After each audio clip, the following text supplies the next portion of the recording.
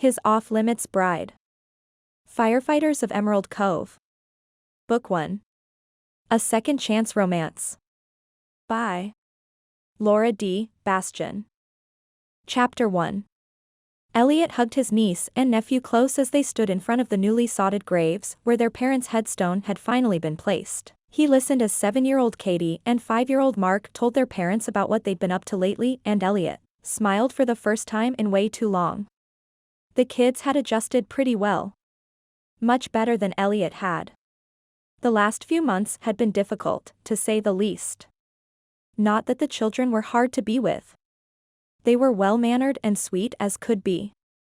Elliot had just never expected to become a father to his brother's kids. Everything changed in an instant when Scott and Rebecca were killed in a car accident while on their way home from their weekly date. Once he'd come to grips with the loss of his only sibling and last remaining relative, apart from the children, Elliot learned he was the first choice of guardian in his brother's and sister-in-law's will. Elliot was just grateful he hadn't been on shift at the fire station the night of the accident. He didn't think he could have handled arriving on scene to the obvious fatalities of his two closest loved ones. The fire department had given him bereavement leave for a month, telling him he needed time to come to terms with what had happened and to get used to being the new guardian to his niece and nephew. And if losing his brother and sister-in-law wasn't stress enough, now he'd been given notice from his lawyer that Rebecca's greedy sister wanted to contest the will and trust so she could have custody over the kids. The only thing she really wanted custody over was the life savings and the property that had been left to the kids. Though Elliot had loved and admired Rebecca, her sister Jenny was a piece of work. Elliot's lawyer's words repeated over and over in his head. "I don't know what to tell you. Judge Connor is very big on a two-parent household. Since Jenny is married, he could possibly rule in her favor. She is listed as the second guardian if you were unable to care for them." "But I am able to care for them," Elliot had replied. Yet his lawyer had continued. "You're still a single man with 2 jobs. One of them is highly dangerous. If you were married, then the judge wouldn't give Jenny's request a second thought, but as things are, you should prepare for an uphill battle." Elliot sighed. He wasn't even dating anyone. At least nothing serious. He'd been working on setting up his business and hadn't had a lot of free time. Especially since he had started working at Emerald Cove's fire department a few years ago. Not long before his brother's death, Elliot had considered the idea of settling down or at least looking for a girlfriend, but now there was no time.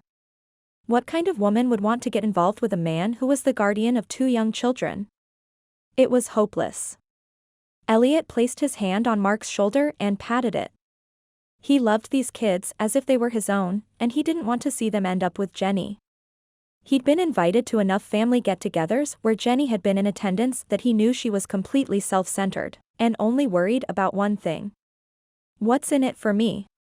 He'd often overheard her reason for not having any kids of her own. The fact that she now wanted to raise her sister's kids when she couldn't stand the little creatures made him sick to his stomach. Katie took a few steps away from him, bringing Elliot back to the present. He looked to see what had caught her attention and Elliot smiled. This one was even more genuine than the last as he saw Rebecca's best friend. "It's Maggie," Katie said as she hurried off to hug the curvy woman who approached. She would completely understand his worry about Jenny wanting to take the kids. "Hi, Maggie," Elliot said as she reached the headstones. He'd met Rebecca's best friend a few times over the years and had always liked the woman. His brother, Scott, had tried to set them up once, but Elliot had declined the offer. She was nice enough and rather attractive, yet his main hang-up was that he hadn't wanted to cause any issues between Rebecca's best friend and himself if things didn't go well. It was easier to just remain friends and keep any hint of romance out of the picture. Maggie smiled at Elliot. "I'd heard the headstone had arrived. I wanted to come bring Rebecca some flowers." Her voice caught on the last word and Elliot felt her sorrow since it mirrored his. "Those are Mommy's favorite," Katie said as Maggie placed some daisies on the top of the stone. "I know," Maggie said, kneeling down and giving Katie and Mark hugs. "How have you 2 munchkins been?" "Good," Mark said. "Uncle Elliot is taking care of us." "That's great," Maggie said brightly. I'll bet you have been such a good help to him as he learns how to take care of you. We are good helpers, Mark told her. I showed him how to mow the lawn. He didn't know where to find the mower or the gas for it. Elliot played along. I could never do it without them. Katie even showed me where to find the soap for the dishwasher. Katie nodded and met Maggie's eyes. He was looking for a bottle, but I showed him where the pouches were. Elliot shrugged. I had no idea that dish soap came in different forms. He pulled Katie into a side hug and patted her shoulder. I was worried I'd have to wash them all by hand. He spoke dramatically for the kids' entertainment and was rewarded with their laughter. The children told Maggie all kinds of stories about what they'd been up to with their uncle, allowing him time to watch Maggie get excited and laugh in all the right places as they played up his qualities as a fun uncle. Eventually, they tired of telling stories and asked permission to go look at the different flowers and designs placed on the different headstones. When they were gone, Maggie looked up and met his eyes. How are you holding up? We manage, I guess. I'm so glad they have you, Maggie said. I can't imagine losing both parents. It's a good thing you're here for them. You are so much better than their other option. Thanks. Elliot looked over at the children who were on their way back to them. Concern gripped his heart as he thought of the threat he faced against his sort of sister-in-law. As he tried to think of a way to keep them from Jenny, a crazy idea began to form. Elliot looked at Maggie, considering the possibility. She loved the kids as much as he did, and he was sure if he worded it right, there might be a chance he could convince her to join him. Are you busy tonight? Elliot asked. Maggie looked up at him and he quickly added. The kids obviously miss you. I wondered if you might want to come over and visit with them. Maggie smiled. Sure. I guess I could stop by for a little while. Are you coming over? Katie asked, catching the last bit of the conversation. If that's okay with you, Maggie said. Yes. Katie shouted, grabbing Maggie's leg in a hug. We can play memory. Uncle Elliot isn't very good at it. Maggie looked at him and Elliot shrugged. She just smiled and patted Katie's back as the little girl continued to cling to Maggie's leg. Maggie looked down at Katie and Mark. I'll bet you'll be able to teach him how it works before too long. He seems smart enough to figure it out with teachers like you. Wanna play too, Uncle Elliot? Katie asked. I'd love to. Want me to bring anything over for dinner? Maggie asked. At least I'm guessing it will be around dinner time. Can you make us some macaroni and cheese? Mark asked. Uncle Elliot uses the box. I want the good kind Mom used to make. Absolutely, Maggie said. She looked up at Elliot. You have the real noodles for that? Elliot shook his head and put his hands up. Not a clue. Maggie's blue eyes sparkled as she rolled her eyes and played it up for the children. Well, we can't run the risk and be forced to use a box. I'll swing by the store before I come over. You still at their house? Elliot nodded and put his hands in his pockets. Didn't feel right to take them from what was familiar and into my small apartment. Maggie smiled. Good thinking. I'll see you soon. He watched as she walked away and ran through his crazy idea once more. He would have to be very thorough in the plans and make it worth her while, but he'd do almost anything to save his 2 kids from being taken from him. Even if it did involve getting married. Maggie knocked on the door to the house she'd visited weekly before Rebecca's death. It still hurt too much to believe, yet she wanted to make things as normal and easy for the kids as possible. It was smart thinking on Elliot's part to stay here at the home the kids knew so well. He was obviously good for them. When she'd seen them at the cemetery, they'd seemed as good as could be expected. Likely even better since they had someone who completely loved and cherished them. When the door opened, Maggie smiled into the excited faces of the 2 kids looking up at her. Maggie. Hey, Katie. Can you grab this bag and take it into the kitchen? I need to get one more out of the car. She adjusted the plastic handles to give Katie a good place to hold it. Elliot joined Katie and Mark at the door and smiled widely. I can get the other bag. Front or back seat? Back, Maggie said as she stepped inside at the same time he moved to leave the house. They bumped chests and shoulders and Maggie sucked in a breath of surprise at how soft, yet solid he was. How was such a combination even possible? She remembered the long hug they had shared at the funeral as they both mourned the loss of their loved ones. Yet now, she wished she was allowed to hold him for a completely different reason. Sorry, Elliot said as he stepped back enough for her to get through. She slid past him with the bags she held and still managed to brush up against his side with her extra weight. She always fluctuated, and she was currently on the heavy side of her normal. He stepped outside once she'd passed, and Maggie watched him bound down the stairs in one step and jog to the car. He was all kinds of handsome and athletic and Maggie needed to get her head examined. She couldn't go there. It wouldn't be right, and he would never find her attractive.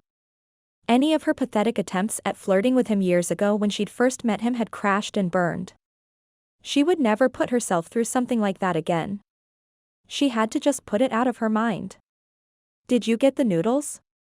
Katie asked, bringing her back to the moment. Sure did. And 3 kinds of cheeses, just like your mommy used. Yay! Katie said, joined quickly by Mark in his excitement. Come on. Let's go get the water. The two dashed off toward the kitchen and sweet little Katie let Mark go past her and into the room first.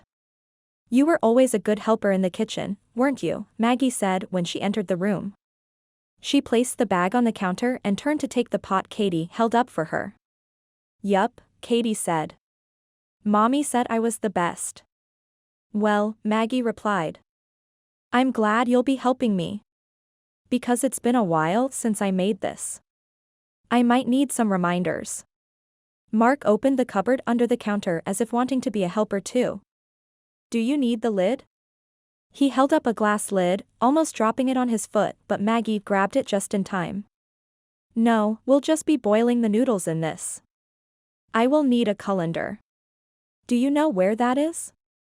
Why do you need a calendar to make noodles? Mark asked.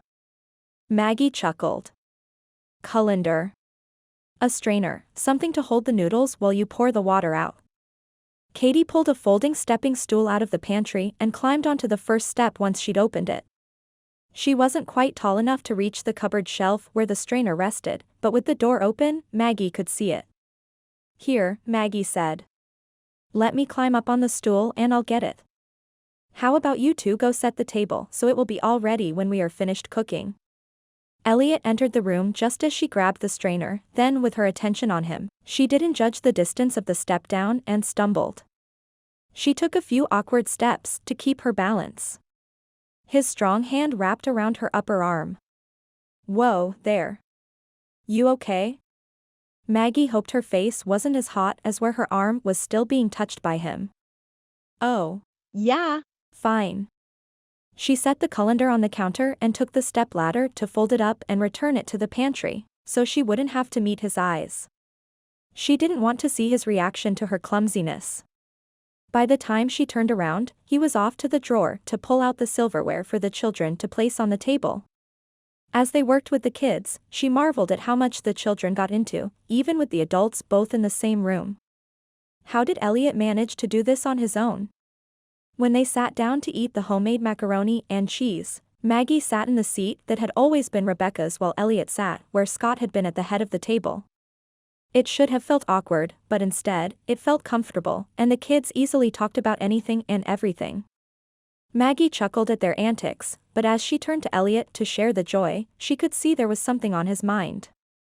Can we have some ice cream for dessert? Mark asked a few minutes later. Are you sure you have room for ice cream? Elliot asked. You've had 4 bowls of this macaroni. There is always room for ice cream, Mark said with as much seriousness as a 5-year-old could give. Maggie couldn't help the giggle that escaped. I couldn't agree more, buddy. Maggie and Mark and Katie all looked over at Elliot, who finally nodded. After you clean up your dishes first. Put them in to soak so they're easier to clean. I'll get the bowls, and the scoop, Katie said. I'll get the ice cream, Mark chimed in. Maggie turned to Elliot as the kids busied themselves with their self-assigned task. Are you doing okay? She reached out and placed her hand on his, hoping to give him some comfort. She'd always thought he was a nice guy, but seeing the stress he was under firsthand for the short time she'd been here made her worried for him. There's actually something I wanted to talk to you about. Maybe after the ice cream and once these two are in bed. Can you stay that long? Maggie nodded. Whatever it was serious because he didn't even smile.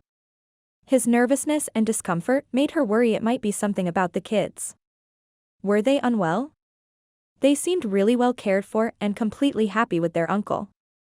She studied him for a moment when he turned his attention to the container of ice cream the kids had brought for him to start scooping. He looked healthy enough. In fact, he looked perfect, other than a hint of tired eyes. She hoped there wasn't something wrong with him. That would be the worst kind of trauma for the kids so soon after losing their parents. Once they'd finished dessert, Maggie offered to get the kids ready for bed while Elliot cleared up the dishes. She helped them get their teeth brushed and jammies on, then read them a bedtime story before tucking them into their beds after a kiss goodnight. At the top of the stairs, Maggie paused for a moment, listening to the sounds of Elliot finishing up in the kitchen. She hoped whatever it was he had to tell her would be something she could handle. Something she could help him with to ease the burden he'd so willingly taken on. When she reached the second to bottom step, Elliot met her as he left the kitchen on his way to the front room. He led her over to the couch and motioned for her to sit down. Instead of sitting on the love seat across from her, he sat on the same sofa, but left a cushion open between them. He turned toward her and studied her for a moment. You're making me a little nervous, Elliot. What's wrong? You aren't sick, are you? He shook his head and gave a soft chuckle. No. Thank heavens. I'm perfectly healthy. Just a little worried about something I learned yesterday. What is it? Maggie asked. Let me know how I can help you. I'll do whatever I can. Is it something about the kids?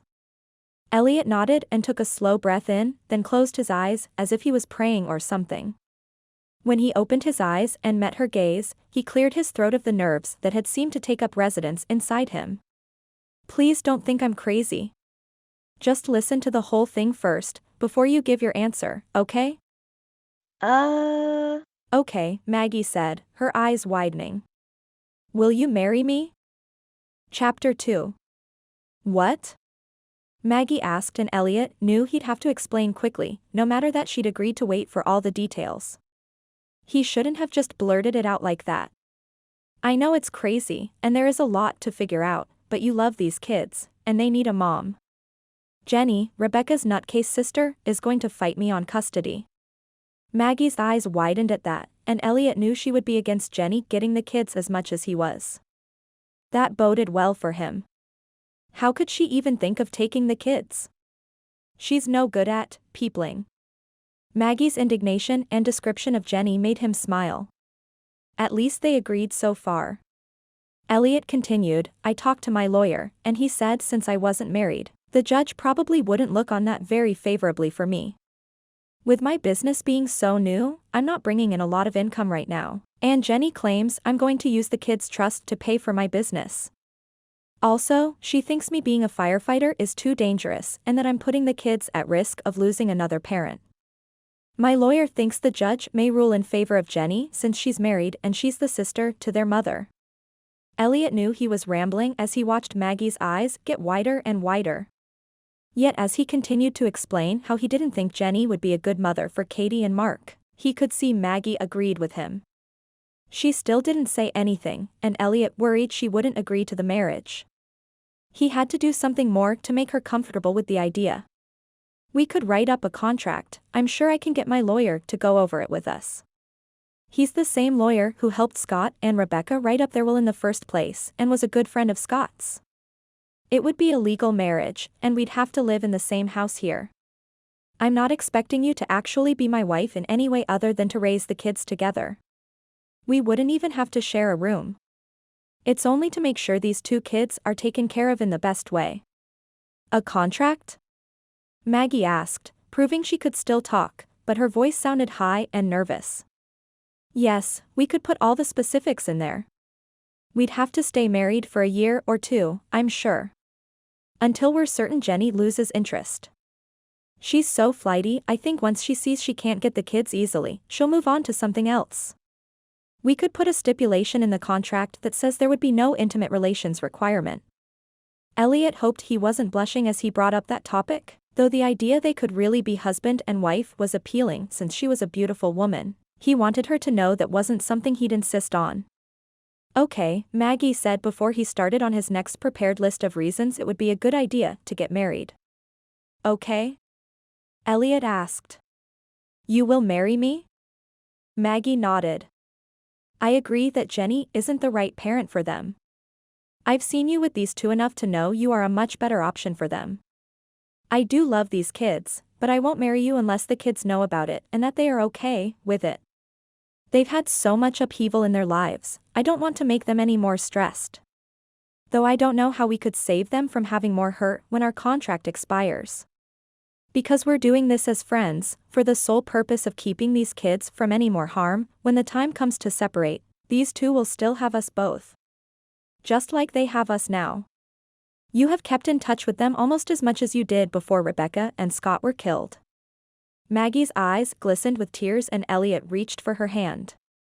You will be a wonderful mother figure to them. I can't tell you how much I appreciate everything you're doing to help already. Just the fact that you are considering this out of the blue proves how much you would do for these kids. Thank you. He squeezed her hand and felt her squeeze back in return. I'd better get home, Maggie said. What do I need to do? When will we meet with your lawyer to go over everything and set up this contract? I'll call him tomorrow morning and see how fast we can get in. How much time do you need? Maggie shook her head. I have no idea. What kind of wedding are we going to have? I don't have a clue what to do first. What am I supposed to tell my sister and parents? Or my friends? Elliot rubbed the back of her hand. I think we will need to convince people that this is all for real. That we've fallen in love and are completely serious about this. Otherwise, Jenny might make things difficult for us. Maggie leaned back and rested her head against the couch. She reached up with one hand and rubbed the spot between her eyes. That makes sense. So, we probably don't want to just go do it at the courthouse. We'll need to have at least a little bit of a wedding party. I think I could get my sister to help me, and we could pull off a quick wedding within a few weeks or so. I think the sooner the better, Elliot said, hoping he wouldn't scare her off, but he was worried if they didn't move quickly, she might change her mind. Okay, Maggie said, then sat up straight and pulled her hand out of his. Call me tomorrow when you get your appointment. I'll need to take work off so I can be there with you as we talk to the lawyer. I want to make sure this is all legal and everything. Tonight, I'm gonna have to figure out how to convince my mom I'm in love enough to marry someone I've never told her about. Elliot smiled. Good luck. Maggie said absently as she walked to the front door. As she reached for her purse off the small table, he called her name. Maggie. Yeah. Thanks. Maggie gave him a sweet smile before disappearing into the night. I hope you know what you're doing, Elliot, he said to himself as he stared at the door. Because it was too late to back out now. Maggie opened the door of her car and slid into the driver's seat. She stared at the steering wheel for a few minutes, not even sure what to think. She glanced at the house and wondered if she'd lost her mind. She'd agreed to marry Elliot without really taking any time to think about it. The second he'd uttered the words, "Will you marry me?" she'd about died. Never in her wildest imagination would she have ever thought he'd do something like that. She'd initially thought he'd want to talk to her about maybe being a sitter for the times he needed help. That would have been something she'd have jumped at easily. Marriage, though? It made sense. As he'd explained how important it was to keep Katie and Mark away from Jenny, Maggie had been completely on his side. If marriage was what it took, she could do that. Though with the initial proposal, she'd immediately jumped to the conclusion that they'd share more than just a house. She'd harbored a ridiculous hope that he had somehow actually had feelings for her that he'd never acted on. Something that matched her interest in him. His insistence on getting a contract written up and putting in a no intimate relationship clause had crushed those hopes.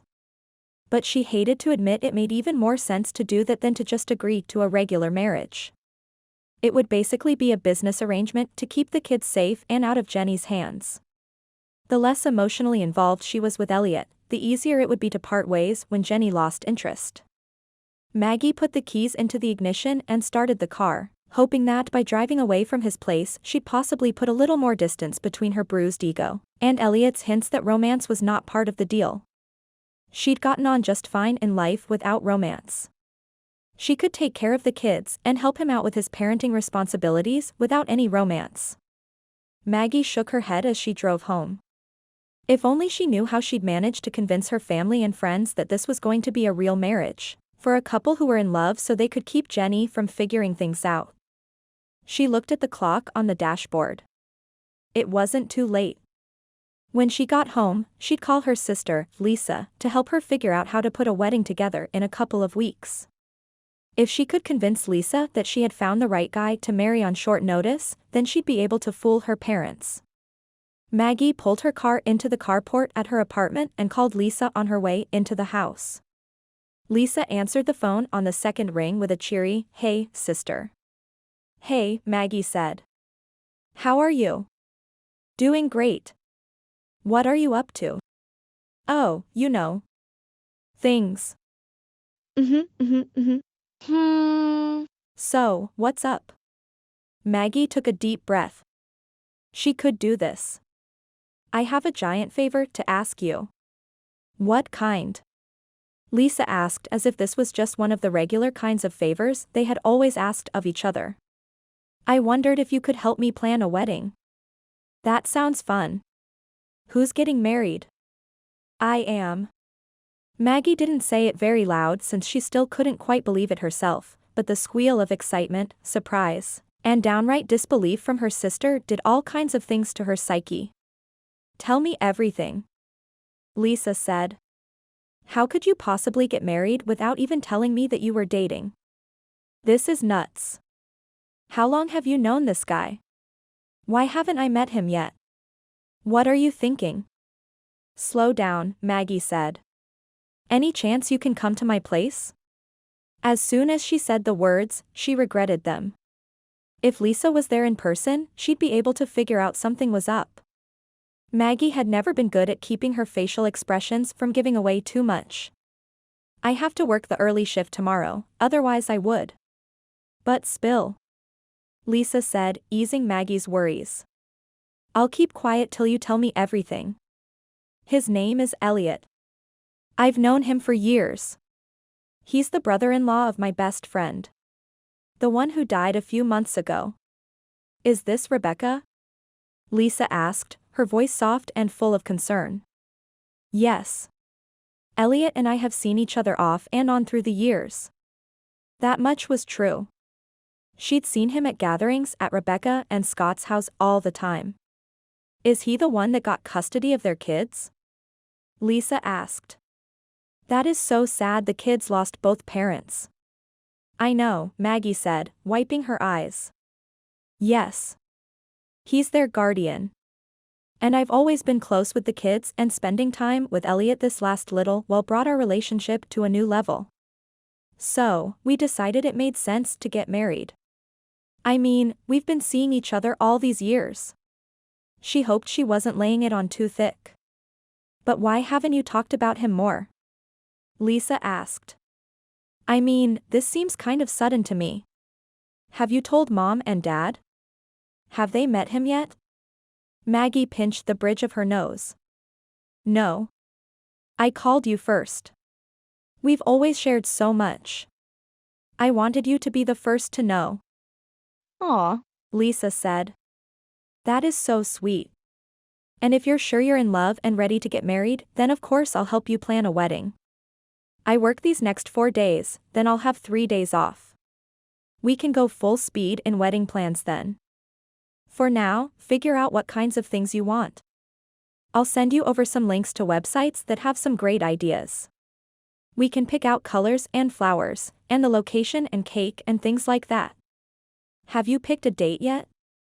We're thinking early next month. What? Lisa asked, the shock in her voice almost a slap in the face. Are you serious?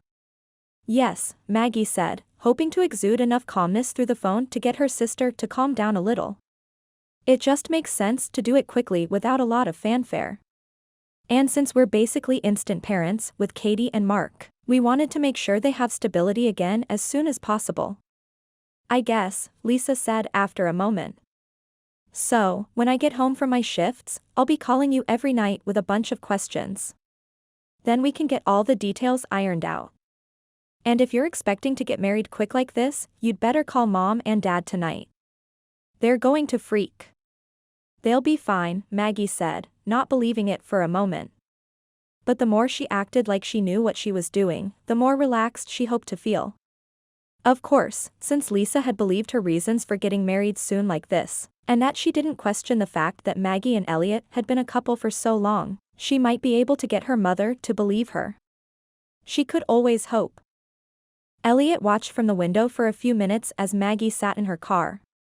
He wasn't sure what she was doing, but he hoped she wasn't going to change her mind and come back in to tell him no. As soon as she started the car, the tightness in his chest eased up and he stepped away from the window. Knowing he needed to get some things taken care of, Elliot called his lawyer. Instead of picking up, the call went straight to voicemail. You've reached Zane Campbell. Leave a message or call the office to set up an appointment. Elliot gripped the back of his neck for a moment, then dropped his hand to his side. Hey, Zane. It's Elliot. I need to talk to you about what my options are of getting married and all that. Do you do prenups and marriage contracts? He wasn't even sure what kinds of things he'd need to do to pull this off. It had to be legal and binding to be sure Jenny couldn't fight him on it. He hoped that since Zane had been Scott's lawyer and good friend as well, he'd see that this was a good idea. Zane knew what kind of stability Scott would have wanted for his kids. Elliot checked the locks on the house, then went to bed, though sleep didn't come for hours as he pored over all the different possibilities and difficulties that might arise with a marriage, like what he planned. When he woke up after a few measly hours of sleep, he was disappointed to not see a message or anything from Zane. He hurried through the shower so he could make sure he was up and ready before the kids were moving around. When he checked his phone again after the shower, he was happy to see a text from Zane. Meet me at my office at 2:45. Alone? Thanks. Elliot replied. He'd go over everything with him first before he brought Maggie into this. He didn't want to cause her any difficulty or stress if this wasn't going to work out like he hoped. He tucked the phone in his pocket when he heard the bedroom doors opening and little feet walking down the hallway. Time to turn into the personal chef before he became the playtime referee. Elliot looked in the fridge, knowing there wasn't a whole lot of breakfast items to pick from. He jotted down some things onto his shopping list and pulled out the one remaining box of cereal from the cupboard. Once breakfast was done, and the kids were dressed for the day, he'd call Sally Harvey to see if the kids could play with her 6-year-old son, Aiden, while Elliot met with his lawyer. If he was lucky, he could also manage a quick shopping trip at the grocery store. We should have Maggie come visit a lot, Katie said as she poured the milk into her bowl. Really? Elliot looked at his niece.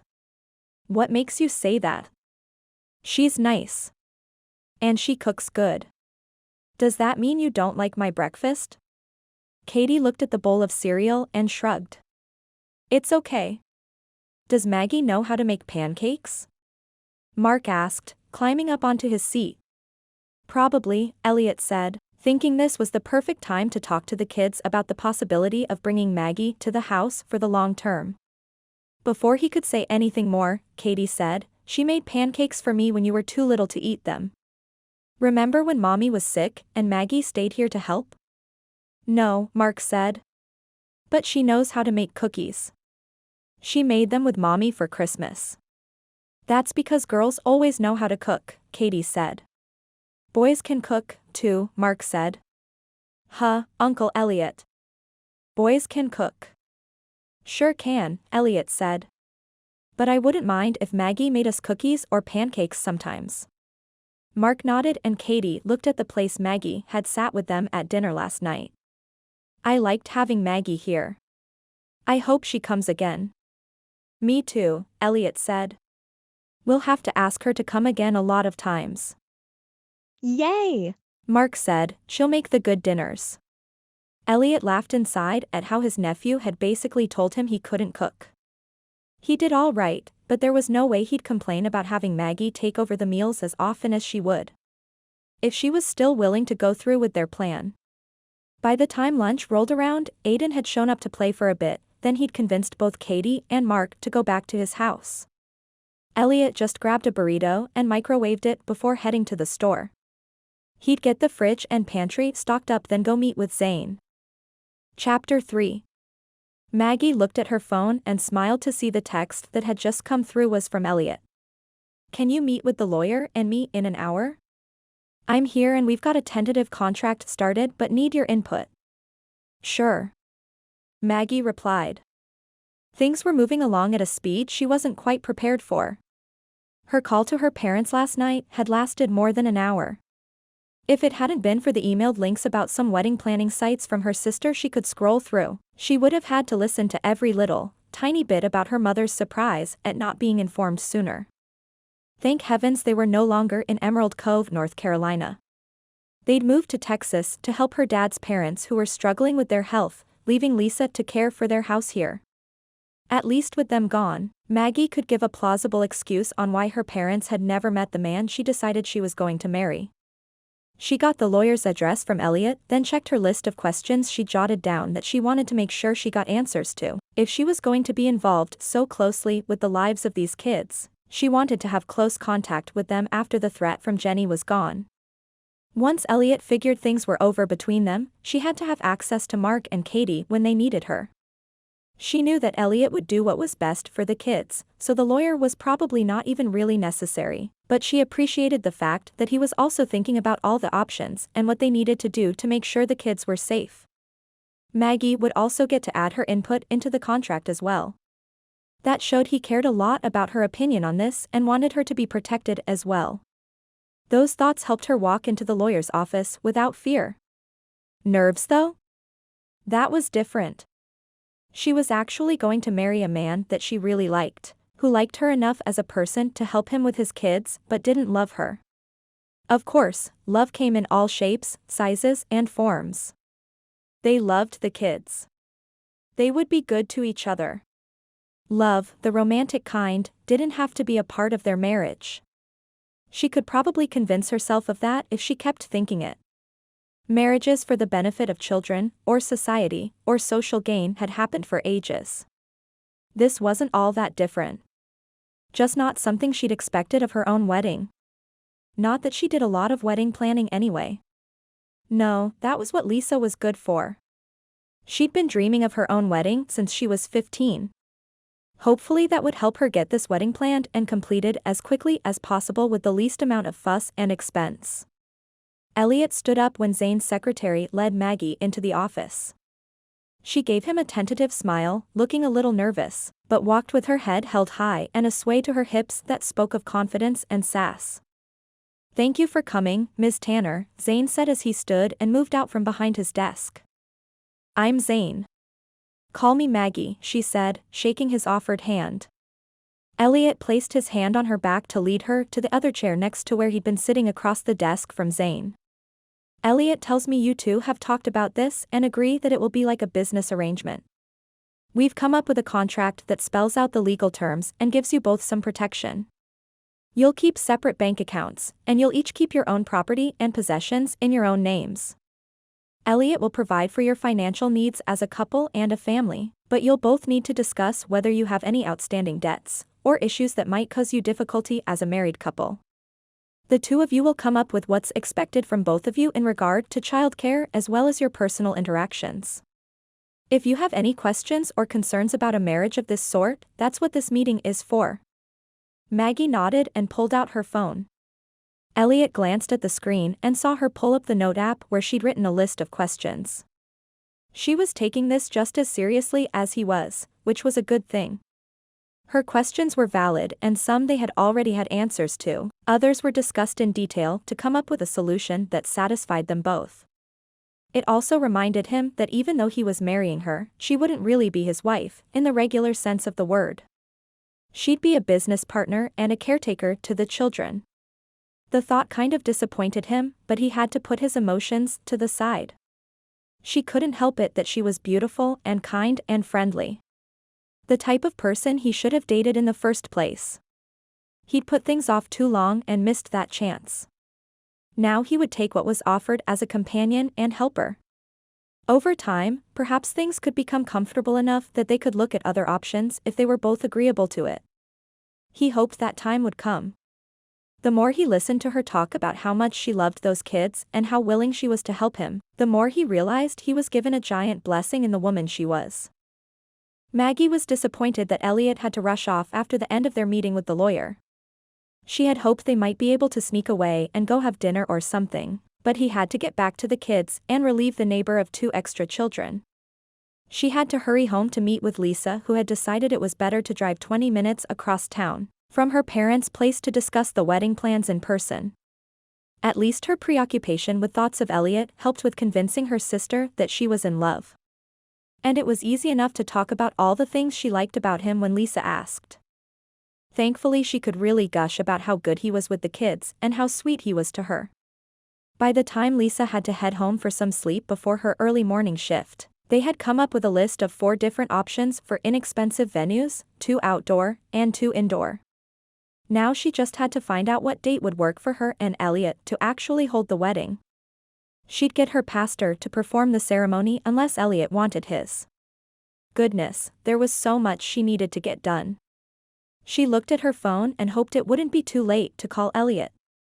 She needed a few more details answered that they hadn't discussed at the lawyer's. "You awake? Can you call me? I need to know date options and stuff." Instead of a reply text, her phone rang, and she answered it, shaking her head at how just the sight of his name on the caller ID gave her butterflies. "Hi, Elliot. Thanks for calling." "Sure." Elliot's voice sounded tired, but not sleepy. She was sure he'd gotten the kids to bed, and she wondered what he was doing. Was he in bed, or watching TV, or what? Strange to think that before long, she'd be in the same house and know so much more about him. She cleared her throat, hoping it would clear her thoughts as well. "I have found a few places that could work for a wedding venue. We just need to decide on a date. My parents need at least 2 weeks to get a flight scheduled for them and my grandparents." She pulled out the paper calendar she and Lisa had been looking at and gave him a list of dates, asking his opinion of them. "Let me check how my shifts at the station fit in with those, hang on."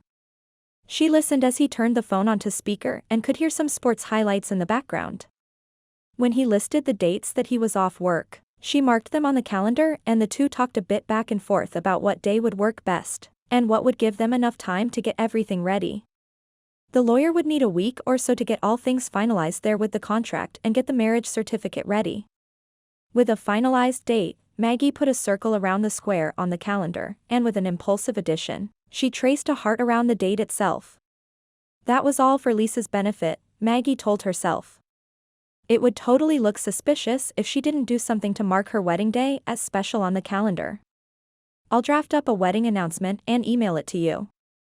I'll get as much of the planning done on my own with Lisa and let you know when I need your help and input. Lisa's going to insist you come try out cakes and help pick colors and things. Then she says we have to register for gifts and things. She wants to do dinner with us one of these days, too. So, when you're done with your shift this week, let me know what works best for you." "Will do," Elliot said. "Oh, we also need to tell Katie and Mark. Want to do that together? Or should I tell them tomorrow morning before I head into the station?" Maggie sighed. "I'd like to be there, but I have to work early tomorrow. So maybe it's best if you tell them. Then if it's all right, after work I'll come by the house and talk to them. Do you have a sitter come there?" "Oh, no, you said they stay at a friend's so they can be there overnight while you are working." Yeah. "Their friend Aiden's mom Sally watches them. But you could go over there." I'll tell Sally that you'll be coming to talk to them.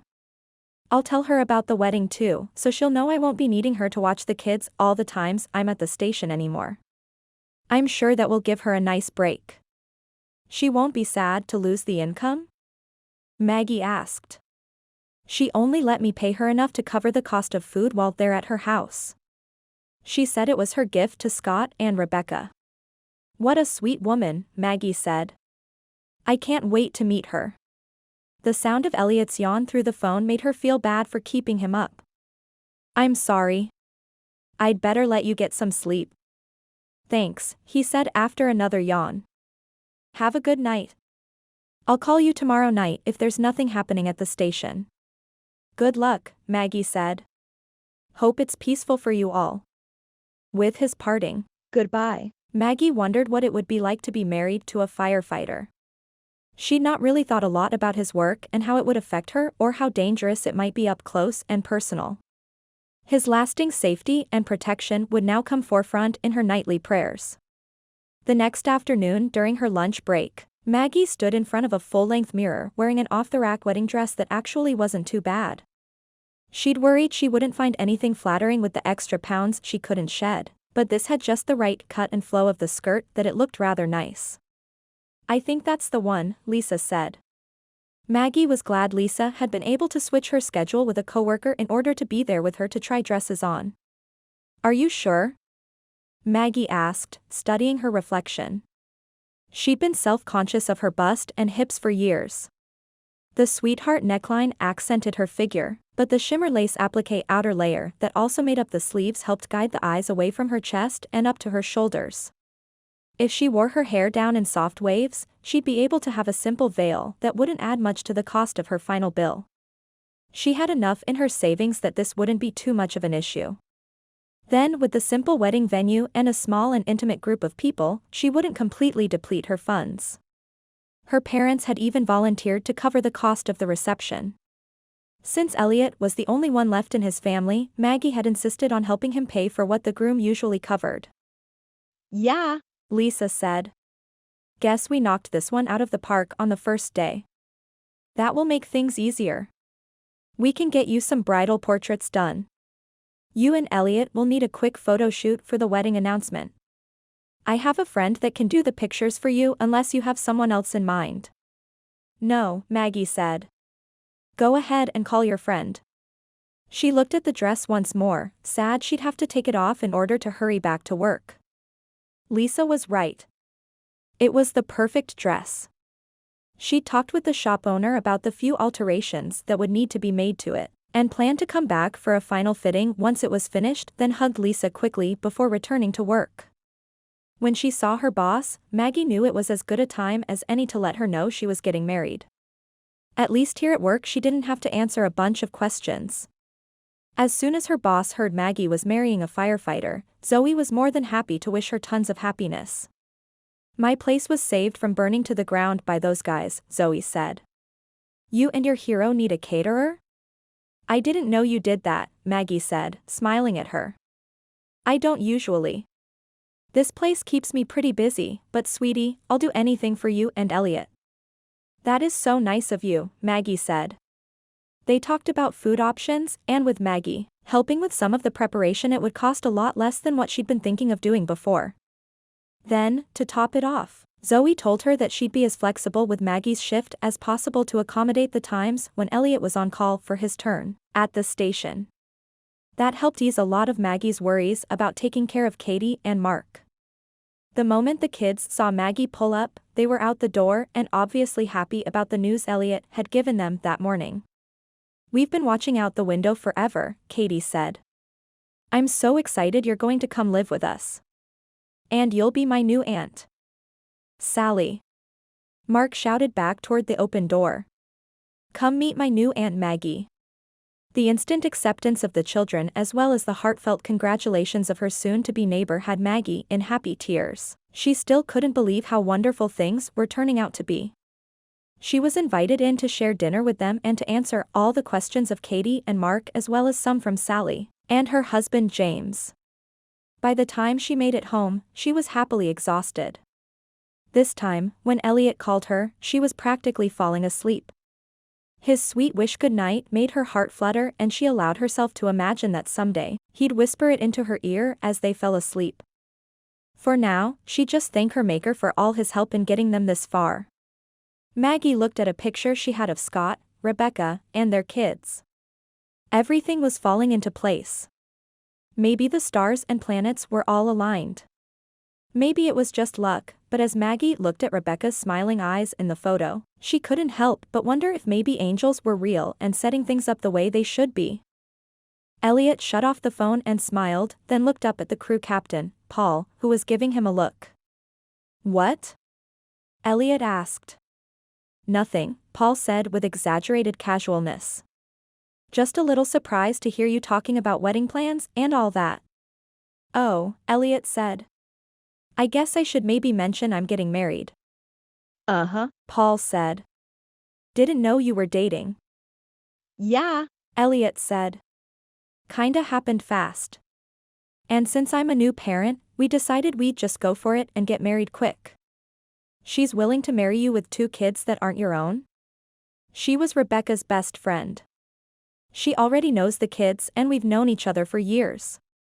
Just didn't make anything serious until recently." "Well, that's handy," Paul said. Yeah. Elliot didn't want to get into details about his relationship with Maggie, so tried to change the topic just enough to sidestep more of those kinds of questions. "We've picked the first weekend in August. She's getting invitations made up and I'll bring some in to you all. But if you can make it, I'd appreciate it." "I'm open then. I'll be coming." "Thanks," Elliot said. "And I know it's short notice and all, but I need an unofficial best man to help my nephew, Mark, be the official best man if you're willing." "Of course," Paul said. "Too bad Scott can't be here to do it." Elliot nodded. Of course, if his brother was here to be his best man, Elliot wouldn't need one. When the alarm tone went off indicating there was an emergency they'd need to report to, Elliot had never been more relieved at the idea of a fire to put out. Fires he could deal with. Questions about his love life, fake as it was, or condolences about the loss of his brother were harder. When his 2-day shift ended, Elliot was actually relieved to meet with Maggie and her sister, Lisa, to do some cake testing, try out the menu options that Maggie's boss had offered to do, and even look at the flower and color designs.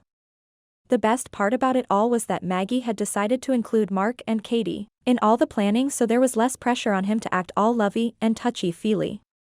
Not that he didn't want to touch or feel Maggie's hands in his or smooth her silky hair away from her eyes when it fell forward. It was just nice to not be expected to be always snuggled up to her. He wasn't sure if he could handle acting like that when all it did was leave him wanting more. Chapter 4. Maggie ran her hands down the bodice of her wedding gown and took a step to the side, turning herself partway to look at the back of the dress. "Are you sure about this?"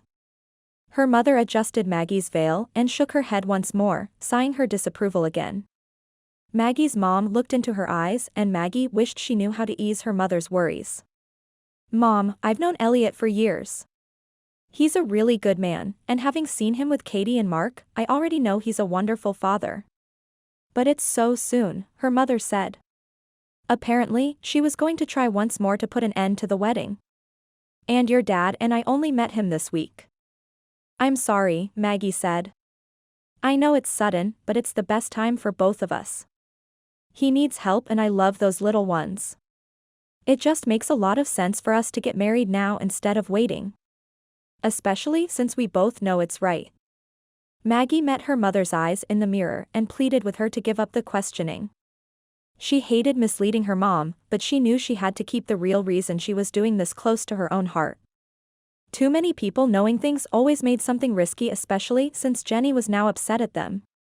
Zane had told Elliot that he'd heard from Jenny's lawyer about her official request to contest the guardianship of the kids so that they could have a mother, and therefore a more stable environment. When Elliot had sent her the announcement of the wedding, she'd thrown a fit on the phone when she'd called him to accuse him of playing games. Maggie smiled in memory of what Elliot had implied about Jenny not wanting what was best for the children, since they'd have a mother now anyway with the uncle they loved the most. Hopefully, this wedding would shut Jenny up for good, but she couldn't risk giving Jenny any hope of pushing her case forward. If they were lucky, Jenny would withdraw the request. Maggie's mother placed her hand on Maggie's shoulder, bringing her back to the moment. I just hope you won't regret it someday. Marriage is a big deal, and it takes a lot of work. I get it that you are in love and want to help him with the kids, but there is so much that goes into being partners in life. Maggie turned to her mother and hugged her. I know. Thank you so much for your love and concern for me. I have really thought this through, and we've spent every day together for the last 2 weeks. But romantic love that burns this fast can also burn out just as quickly. Her mother pulled back from the hug just enough to look into Maggie's face. What if you're rushing it because it's all so new and wonderful, and you aren't ready for the boring, hard, nitty-gritty day-to-day stuff? Maggie wasn't sure whether to laugh or cry that her mother kept bringing up the topic of love. What else was she supposed to think since the wedding ceremony was only minutes away? We are very aware of that. I mean, it's an automatic family for both of us. We've looked at all the specifics and I think we both know what we're getting into. Her mother hugged her tightly. Okay, then. I won't say another word. Just know that your dad and I are here for you whenever you need us, okay?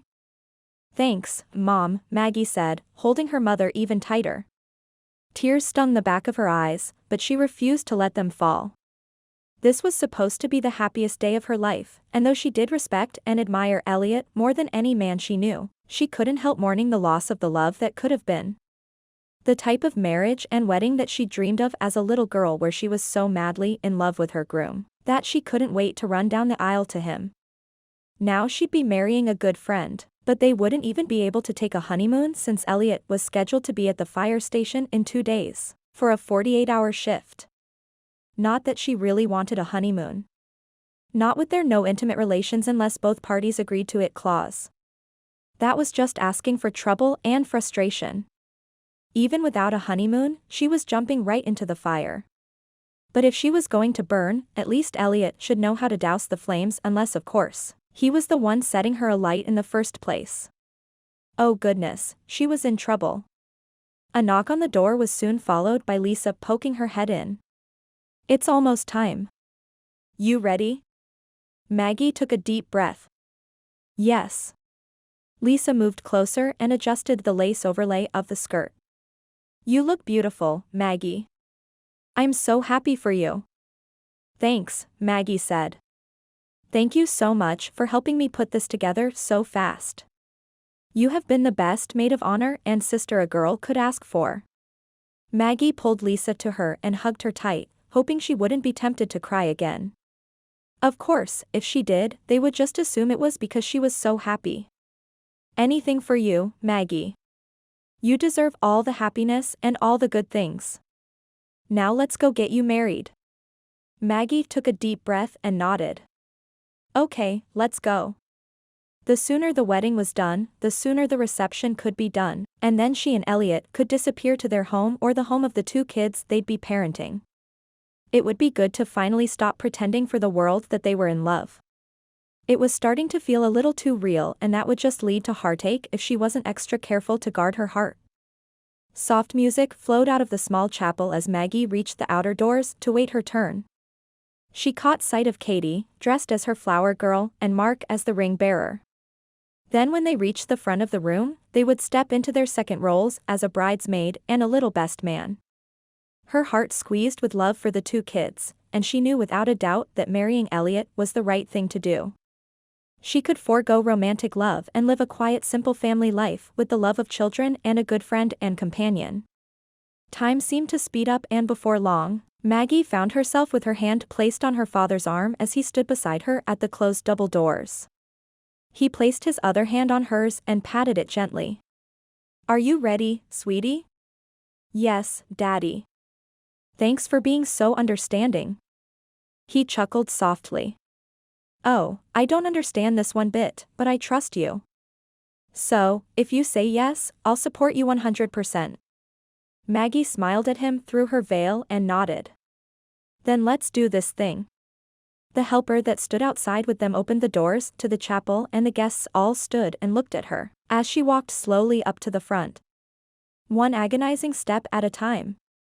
She didn't know where to look, and as she caught all the eyes looking at her, the nerves she'd been forcing down started to rise and her heart threatened to strangle her as it beat into her throat. Then before she could panic and run, she met Elliot's eyes, and the look he gave her calmed her fears. She had never seen him dressed in a tux, but man, he looked fine. She'd always thought him handsome enough, but he wore casual clothes to work and t-shirts and jeans on the way to and from the fire station for his shifts. His perfect lips curled up into a smile as he watched her approach, giving her the courage to keep going. She smiled in return, unable to help feeling a little bit beautiful as she saw appreciation and a flicker of interest in his eyes. Oh, my goodness, Maggie thought. I'm actually going to marry him. When she reached the front of the chapel and her father passed her hand to Elliot's, Maggie could hardly grasp the words the priest said as he began. They'd opted for the simple ceremony without either of them needing to do any vows, so before she knew it, the priest had asked, "Do you, Maggie Lenore Tanner, promise to love, honor, and cherish Elliot until your dying day?" "I do," Maggie said, her voice stronger than she'd expected it to be. The priest turned to Elliot and spoke, "Do you, Elliot Ryan Christensen, promise to love, honor and cherish Maggie until your dying day?" "I do," Elliot said, his voice solid and gentle all at once. "Then with the power vested in me, I pronounce you husband and wife," the priest said. He smiled at the two of them and then nodded. "You may now kiss the bride." Maggie had never really thought past the I dose when she worked on all the wedding preparations, and they had never kissed before, so she wasn't sure what to expect as Elliot lowered his lips to hers, but the spark of life that flowed from him through her was enough to make her forget everyone watching and kiss him back. Kissing Maggie was supposed to be just a normal part of the day. A thing to check off. After all, they were doing this as a business deal, but when she looked up at him with her bright blue eyes and fluttering lashes, he wondered if he'd be able to keep the kiss as simple as he'd planned. His heart pounded in his chest at her beauty. Then when his lips touched hers, the softness and sweetness there made him lean in a little more, wanting the incredible sensations. He had honestly intended to stop kissing her, but when she moved against him and kissed him back, Elliot couldn't help himself. He let go of her hands and put his arms around her back, pulling her a little closer. She didn't fight it and even let her own hands reach up and grab his shoulders. The small crowd gathered to celebrate their wedding cheered as they kissed, and Elliot knew he needed to pull back, but he really didn't want to. He didn't think she'd let him kiss her again like that, and he wanted to enjoy it for as long as possible.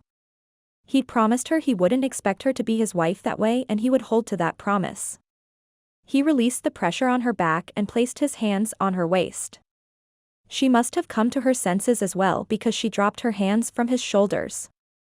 She then took one of his hands as she turned away from him to face their wedding guests. Her sister handed her the bouquet and the music began for them to walk out of the chapel. It was hard not to look at her as they walked to the waiting car that would take them to the reception hall. They still had hours before they could be alone since they would have their small wedding dinner and then spend a few hours with the guests before they went home. Maggie's sister and parents had volunteered to take Katie and Mark so they could have at least one night alone without the kids. Elliot would have appreciated that and thought it would help them keep the charade up that this was an actual marriage. Maggie must have wanted to be sure the children were at home to act as a buffer between them. She had told her family that they would keep the kids with them since she didn't want Katie or Mark to feel any more upheaval and stress in their lives going to a brand new set of grandparents' house. Elliot had to admit it was a good idea for them to keep the kids at home tonight. After that kiss, he was glad he would also be going on his shift at the fire station on Monday. They could have a quiet Sunday together to go over things with the kids now that Maggie was going to be there permanently. Or for a year or so at least. When they reached the limo, Elliot opened the door for Maggie and she lifted the skirt of her dress, giving him a quick view of her smooth and lightly tanned leg, her sparkling open-toed shoes, and the cutest pink toenails he'd ever seen. She stepped into the vehicle, then slid over and Elliot happily climbed in after her. A friendly guest closed the car door and Elliot moved over to the other seat facing her to give her space. He'd always imagined that at his own wedding, he'd be snuggled up to his bride, joyously making out without all the prying eyes, but instead he smiled shyly at his wife. "Sorry about that kiss." Maggie's eyes widened and she nodded. Yeah. Me too. I was just trying to make it believable for everyone.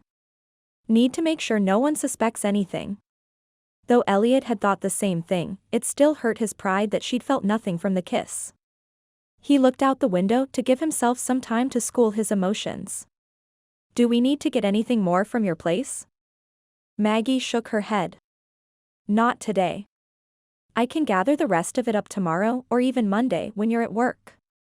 I have most of it in my room at your house. It is our house now. Maggie sighed.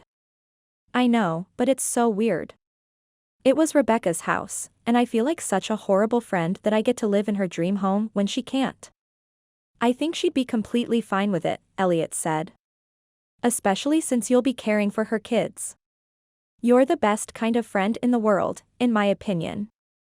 Thanks, Maggie said. Elliot wished he could sit closer and at least squeeze her hand, but she had a death grip on her bouquet, and he didn't think she'd appreciate it anyway. He felt the change in the car's speed and looked out the window. We're almost to the reception center. You ready for this? Maggie took a slow breath. Yup. All my high school acting classes will come in handy. If I can't make people believe we're a real couple, then Mr. Hines would be disappointed in me. She gave him a quick smile. What about you? Elliot nodded. I'll give it my all to be the best supporting actor and we'll give them all a show. Once again, Elliot wished there could have been something real behind their pretend romance, but he wouldn't risk pushing Maggie away by acting on his longing and increasing interest in her. He needed her help to raise the two most amazing kids he'd ever met and to keep them from being taken by his horrid sister-in-law. He wasn't surprised to see Jenny at the wedding but hoped she wouldn't come to the reception. Talking with her was something he could do without. Maggie stood in the receiving line and welcomed the guests who'd come to celebrate with them. Elliot stood by her side and the two of them took turns introducing the guests to each other. Everyone gave hugs, or advice, and well wishes. The joy of their friends was genuine, and no one seemed to question why they had moved so quickly. Everyone talked of how sweet it was that when you knew it was right, you didn't need to wait for some long drawn-out engagement. When Maggie had introduced Elliot to her grandparents who lived up by Emerald Lake, neither of them had even batted an eye that they were getting married within a month after the proposal. In fact, they just told story after story of how so many people they knew from when they were young had married quickly, and were still married nearly 50 years later. Not to mention all the couples who stayed at their bed and breakfast who loved to tell how they met and fell in love. That gave Maggie plenty of mixed emotions. For one, she wasn't sure if they'd keep this going past a year or two. For another, she felt some hope that if things went right, there might be the possibility of turning this union into a true and lasting marriage. It seemed surreal that they were actually married. For weeks was how long she'd had to think about this and plan it. For weeks to come to terms with marrying a man that would likely never love her the way she wanted to be loved. Time enough to back out, according to her mother who was still worried about her. At least she seemed to genuinely like Elliot and the kids Maggie would become a mother to. As Jenny and her husband, Harold, joined the receiving line, Maggie felt Elliot take her hand in his and squeeze.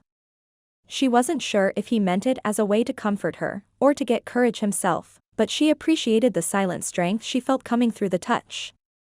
Elliot, Jenny said as she gave him a stiff hug. Moving pretty fast. I didn't know you were dating anyone. She wasn't overly loud, but it was no secret that she didn't approve of this quick marriage. Maggie tried not to roll her eyes at that. Elliot shrugged. When you know it's right, you know it's right.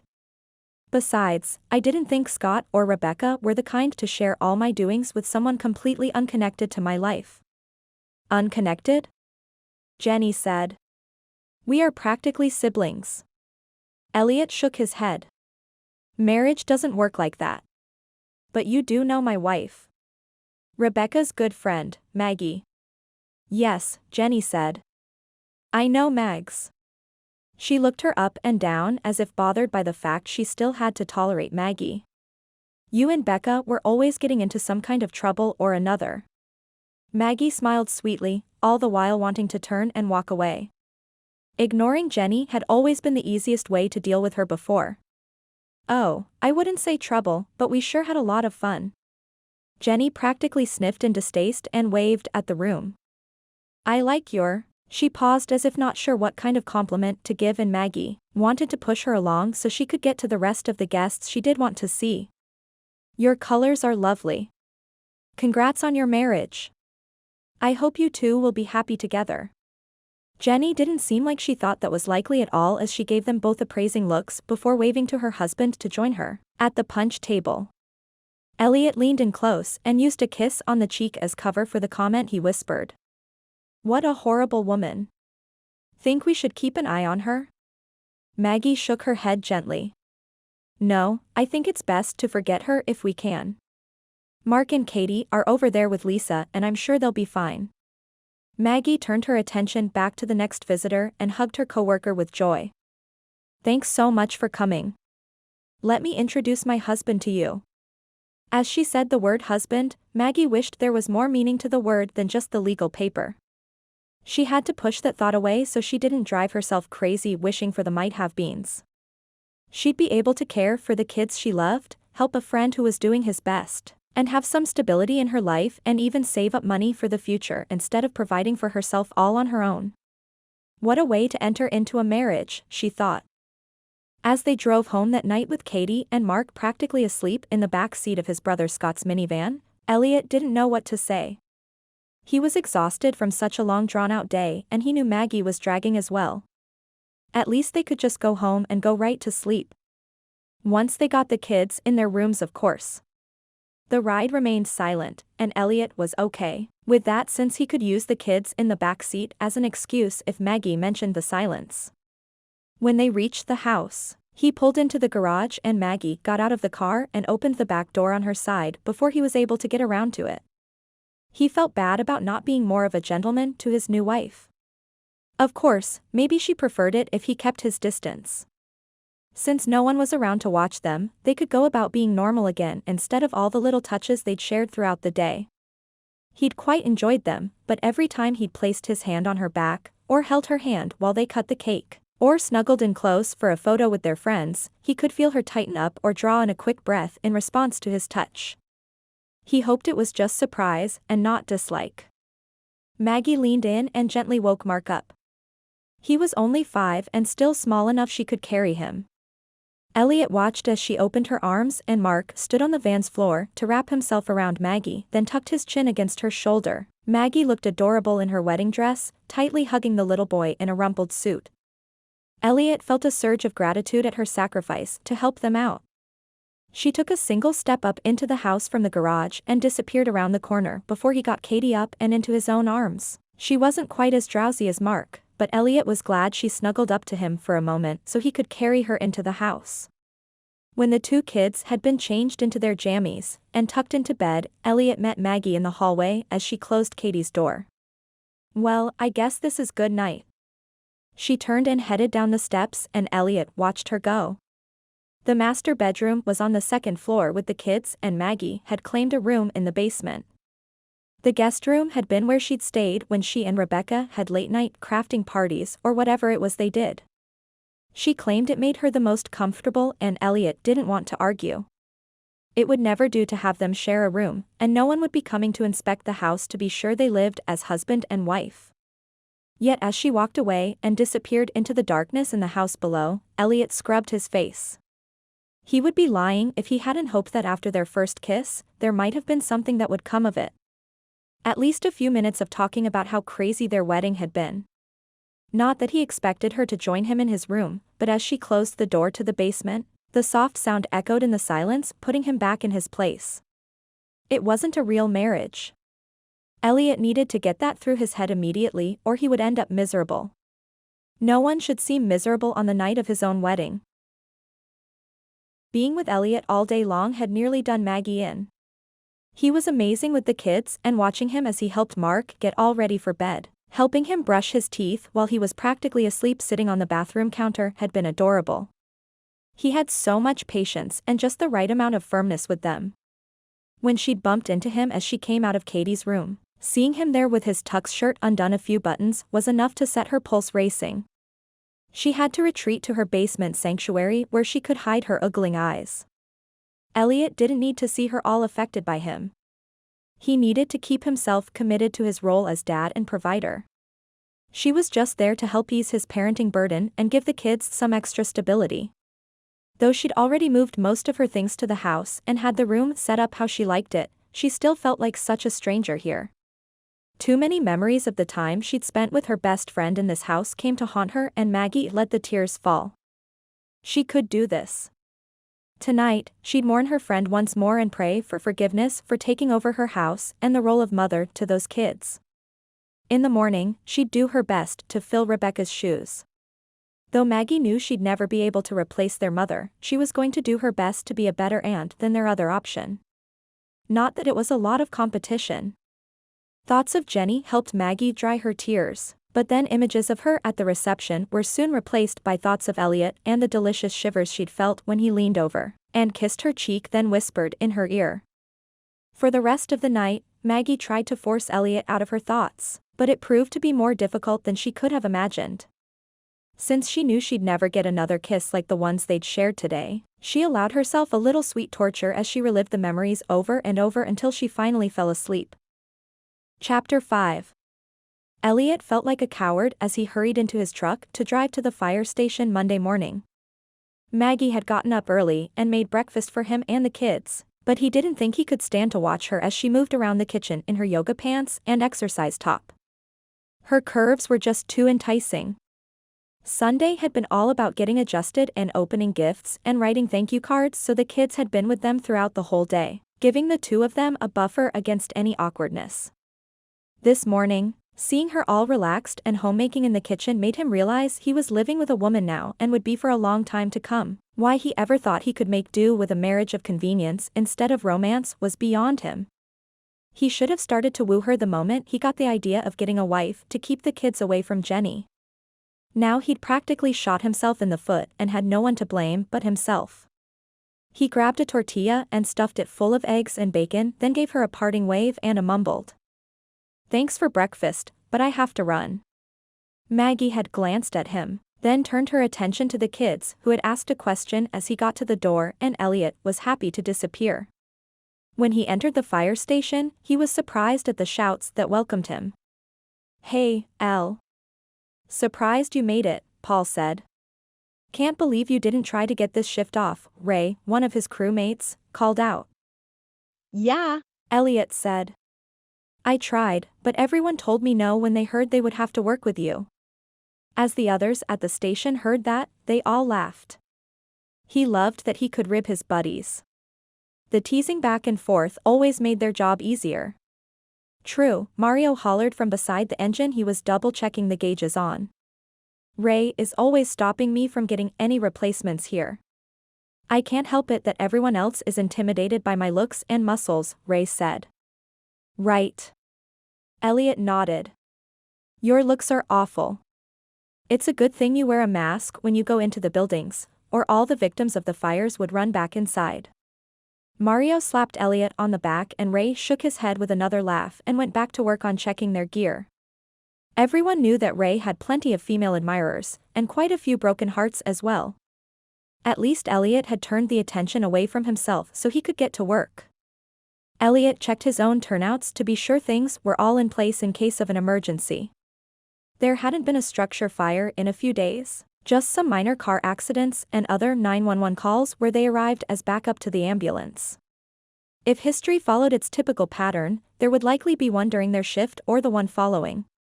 The department had 3 crews, each crew had 4 firefighters on it, and unless the call was too big for one crew to handle, they only had to work for 48 hours before the next crew took over.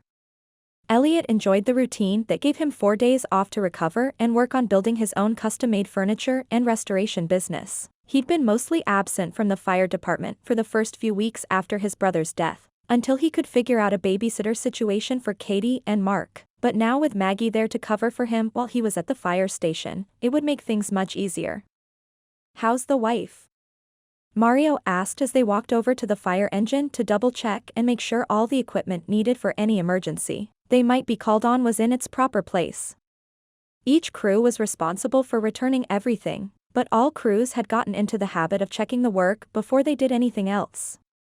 "She's just fine," Elliot said. Apparently, he hadn't gotten out of more questions. "Only fine?" Mario said. "I saw her at the reception, remember?" "I know she's fine, but you're married now. The first of us to fall into that trap. I need to know if it's worth it." Elliot glanced at Mario. "I've only been married for like 2 days. Of course I'm gonna say it's worth it." "So, you think after a few months it won't be?" Mario asked. "That's not what I'm saying." "Why?" Elliot asked, giving him a closer look.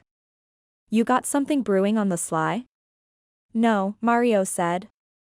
"If I decided to get married, you'd know about it months in advance. I'm not going to go nuts like you and get a wife and family in less time than it takes to get a passport." "Never had a passport," Elliot said. "How was I supposed to know that was a rule?" "Whatever." Mario laughed.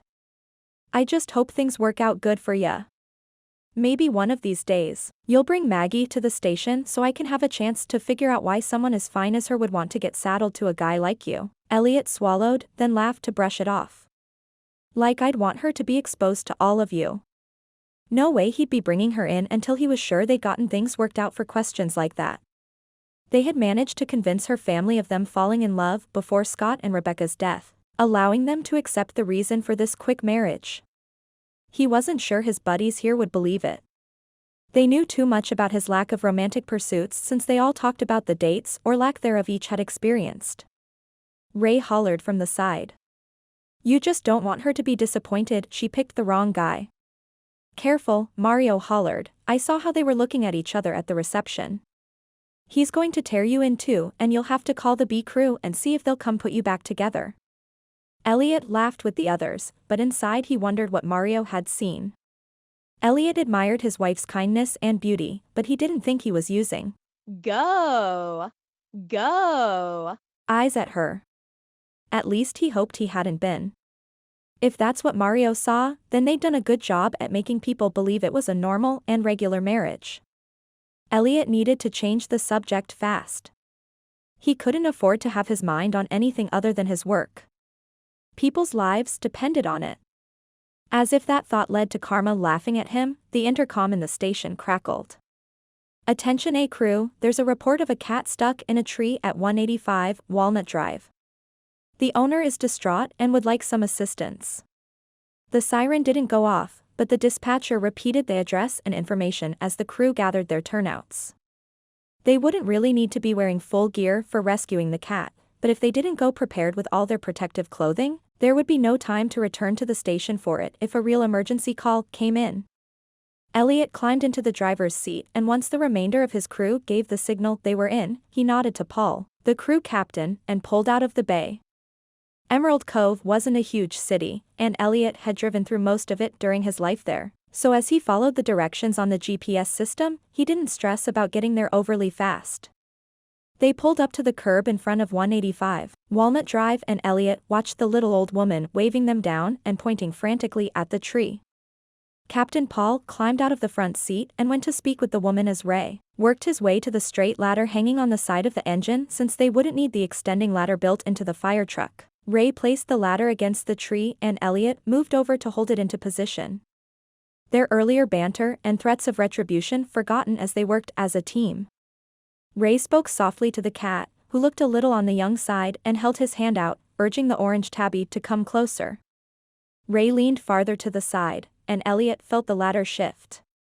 He positioned himself better and steadied the ladder enough to allow Ray to snatch the cat before it scurried away. Ray curled the fluffy cat close to his chest and worked his way down the ladder with care and Elliot smiled inwardly. As tough and boisterous as Ray was, he actually had a soft streak to him. It wouldn't be a bad idea to introduce Maggie to his friends. Just not right away. "Good work," Paul spoke just as the radio inside the cab of the fire engine sparked to life. Everyone paused and listened as a call for the A crew to supply backup for an ambulance at the scene of a rollover echoed in his ears. Ray practically jumped down the remaining half of the ladder and almost tossed the cat into the old lady's arms, making Elliot chuckle. Typical Ray. Elliot hefted the ladder up and ran to the engine, slamming it back onto the hooks. Seeing that Paul had already moved to the driver's seat and the others had jumped in as well, Elliot climbed through the back door and up to a vacant seat. The adrenaline rush of nerves for what they might find at the scene of the accident got him thinking of what had happened to his brother and sister-in-law. He prayed he could handle whatever he faced, then felt ashamed and prayed that whoever had been in the accident had survived and would be able to go home and hug their loved ones tonight. Maggie was surprised to feel lonely at the thought that Elliot wasn't going to be back tonight or even tomorrow night. Not that she needed him at night or during the day either, really. She'd just gotten used to spending a good part of her day with Elliot and the kids. Over the past 2 weeks, they'd been able to spend time talking about how to divide up the routine with the kids and work around each other's schedules. It would need some fine-tuning, but so far things looked like they would fall into a smooth routine. After Maggie put the kids to bed once dinner was finished and they'd read a few bedtime stories, she wandered back into the front room and tried to decide what to do. She could either watch a movie, binge-watch her favorite series for the umpteenth time, or she could read a book. Right now, her thoughts returned to the pager that Elliot had in the house for the times when he might be called as a backup to help another crew. Throughout the day, she'd heard it go off for a cat in a tree, a serious car accident, a grass fire that had spread to a fence, and a fire hydrant knocked over by an overeager teen who'd not been driving long. They had all come pretty close behind each other, but for the last little while, there had been nothing on the scanner. She hoped they could have a relaxing evening and maybe even get a little sleep on the cots Elliot said the station had. Since they were there overnight, it was important for them to get rest. Thankfully, their shifts weren't for too long at a time. Maggie turned on her show, and though she knew every episode almost by heart, she let herself relax into the reclining section of the couch and pulled the blanket she'd seen Elliot using last night up to her chest. She wasn't really cold, but she always loved cuddling either a pillow, a blanket, or stuffed animal as she watched TV. Having that simple blanket to remind her of Elliot helped her feel like the two of them were partners. When she rested her head against the top of it and could smell his cologne on the soft fabric, a flutter in her belly betrayed her calm emotions. She knew this was just a business arrangement. Something to help keep these kids from any more trauma and to keep Jenny from pushing for custody.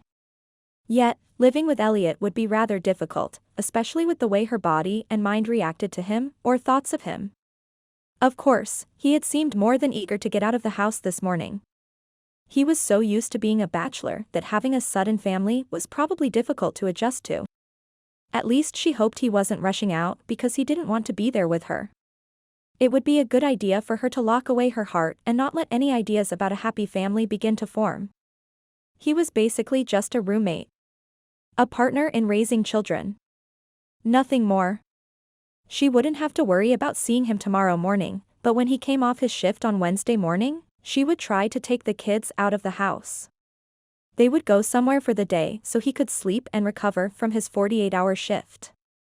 For Thursday, they'd have to figure out something else to do. They would need to come up with a schedule. He'd insisted he didn't expect her to do all the cooking and cleaning and childcare, especially since she was doing him such a huge favor already with the kids. She did enjoy the homemaking types of things, though. She could do all the breakfasts since she'd always been an early riser. When he wasn't on his rotation with the fire department, she'd be working a lot of those days. She could leave before noon, and he could take over the lunch and dinner duties. Now that they were actually living in the same house, there would definitely need to be some adjustments. The pre-wedding planning and the discussions with his lawyer and making sure the kids would be cared for hadn't gone into detail of the day-by-day breakdown of being in the same house. She knew she hadn't spent a lot of time thinking of what actual married life with him would be like. Not since she'd been reminded time and time again that this was just for helping him with the kids. Maggie thought of the way he'd asked her to marry him and smiled at the crazy memory. For a moment she'd been beyond stunned, thinking maybe he had secretly liked her after they'd met years ago. She had always thought he was nice, and he was more than handsome. Rebecca had once casually mentioned that it might be fun if she set Elliot and Maggie up, but when Maggie had said no thanks, nothing had come of it. Though on occasion, when she saw him after that, Maggie had daydreamed of how things could have been. After he had proposed, Maggie's heart had fluttered at the idea romance could be a thing for them. Then reality returned and she realized a proposal out of the blue like that had nothing to do with love or romance. It wasn't even based on lust. It was all to protect two innocent children. Maggie knew she could handle it. She wasn't some hormonal teenager that would obsess over a handsome guy every time she saw him. If it got a little too much for her living in the same house, they could work out a schedule where they weren't in the same house very often. It would be the best for her. For now, she let herself snuggle into his blanket and turned her attention back to her show. Chapter 6. When his shift ended Wednesday morning, Elliot took his time briefing the B crew about the state of the fire station. He showed them what had been deep cleaned and what they would need to do, as well as going over the information about what kinds of medicine were in their supply for when they responded to accidents, before the ambulances arrived. Captain Paul took the clipboard from Elliot and gently shouldered him away. "What are you still doing here?" He jerked his chin toward the door. "Get home to that new wife of yours. Bet she's dying to see you." Elliot chuckled, knowing the captain would expect some kind of response. Going home was on the bottom of the list of things he wanted to do. Seeing Maggie again this morning would just put him right back in the same predicament he'd rushed out of before he began this shift. He didn't know what to say to her now that they were living in the same house. At least the kids were still out of school for the next few weeks. They could continue to be a buffer between Maggie and himself until they figured things out. When he'd first proposed, he hadn't thought about how having a beautiful woman in his house would complicate things. All his attention had been on Katie and Mark. But now, thoughts of Maggie kept breaking in when he least expected it. It was a good thing he had his side business that he was trying to get off the ground. He could hole himself up in the shop out behind the house and keep out of her way to prevent himself from doing something stupid. Knowing he couldn't put it off any longer, Elliot headed out to his truck and climbed inside.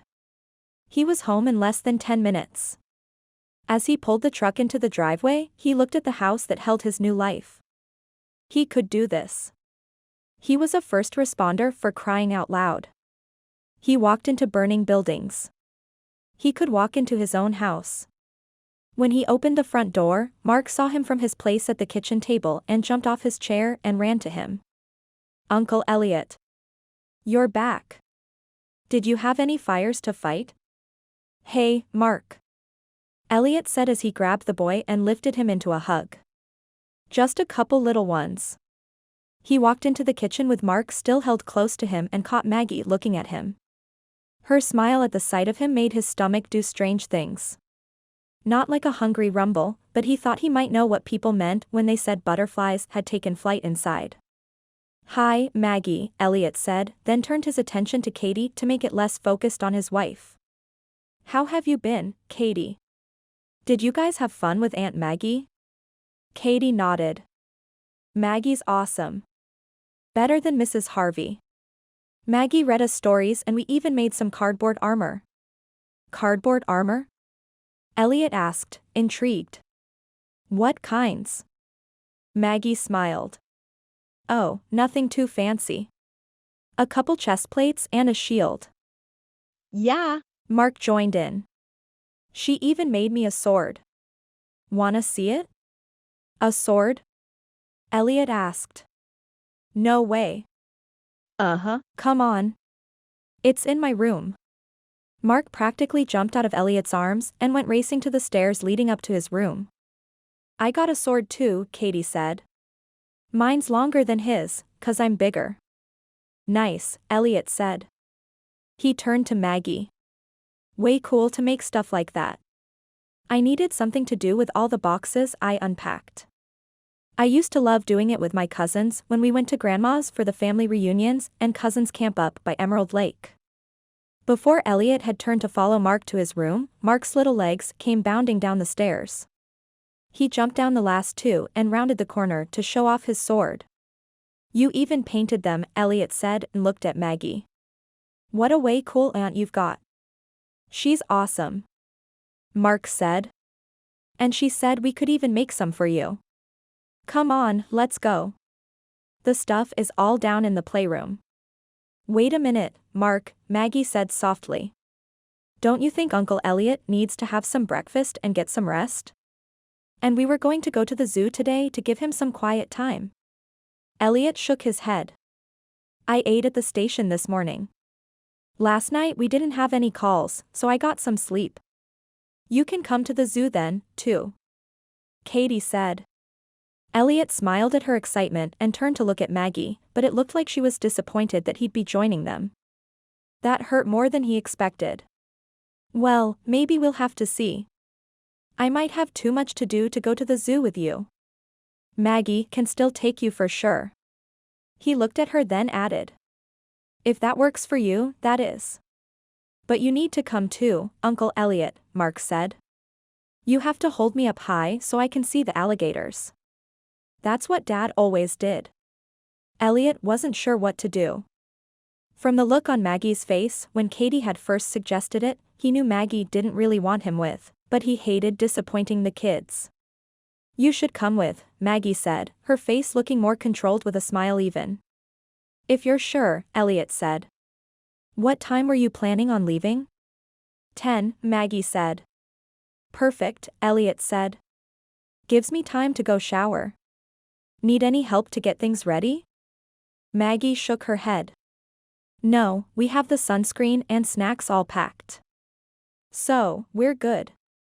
Elliot nodded, and as he started to head for his room, Mark followed and began explaining all about the cardboard armor they played with last night, and about the kinds of things they could make for him.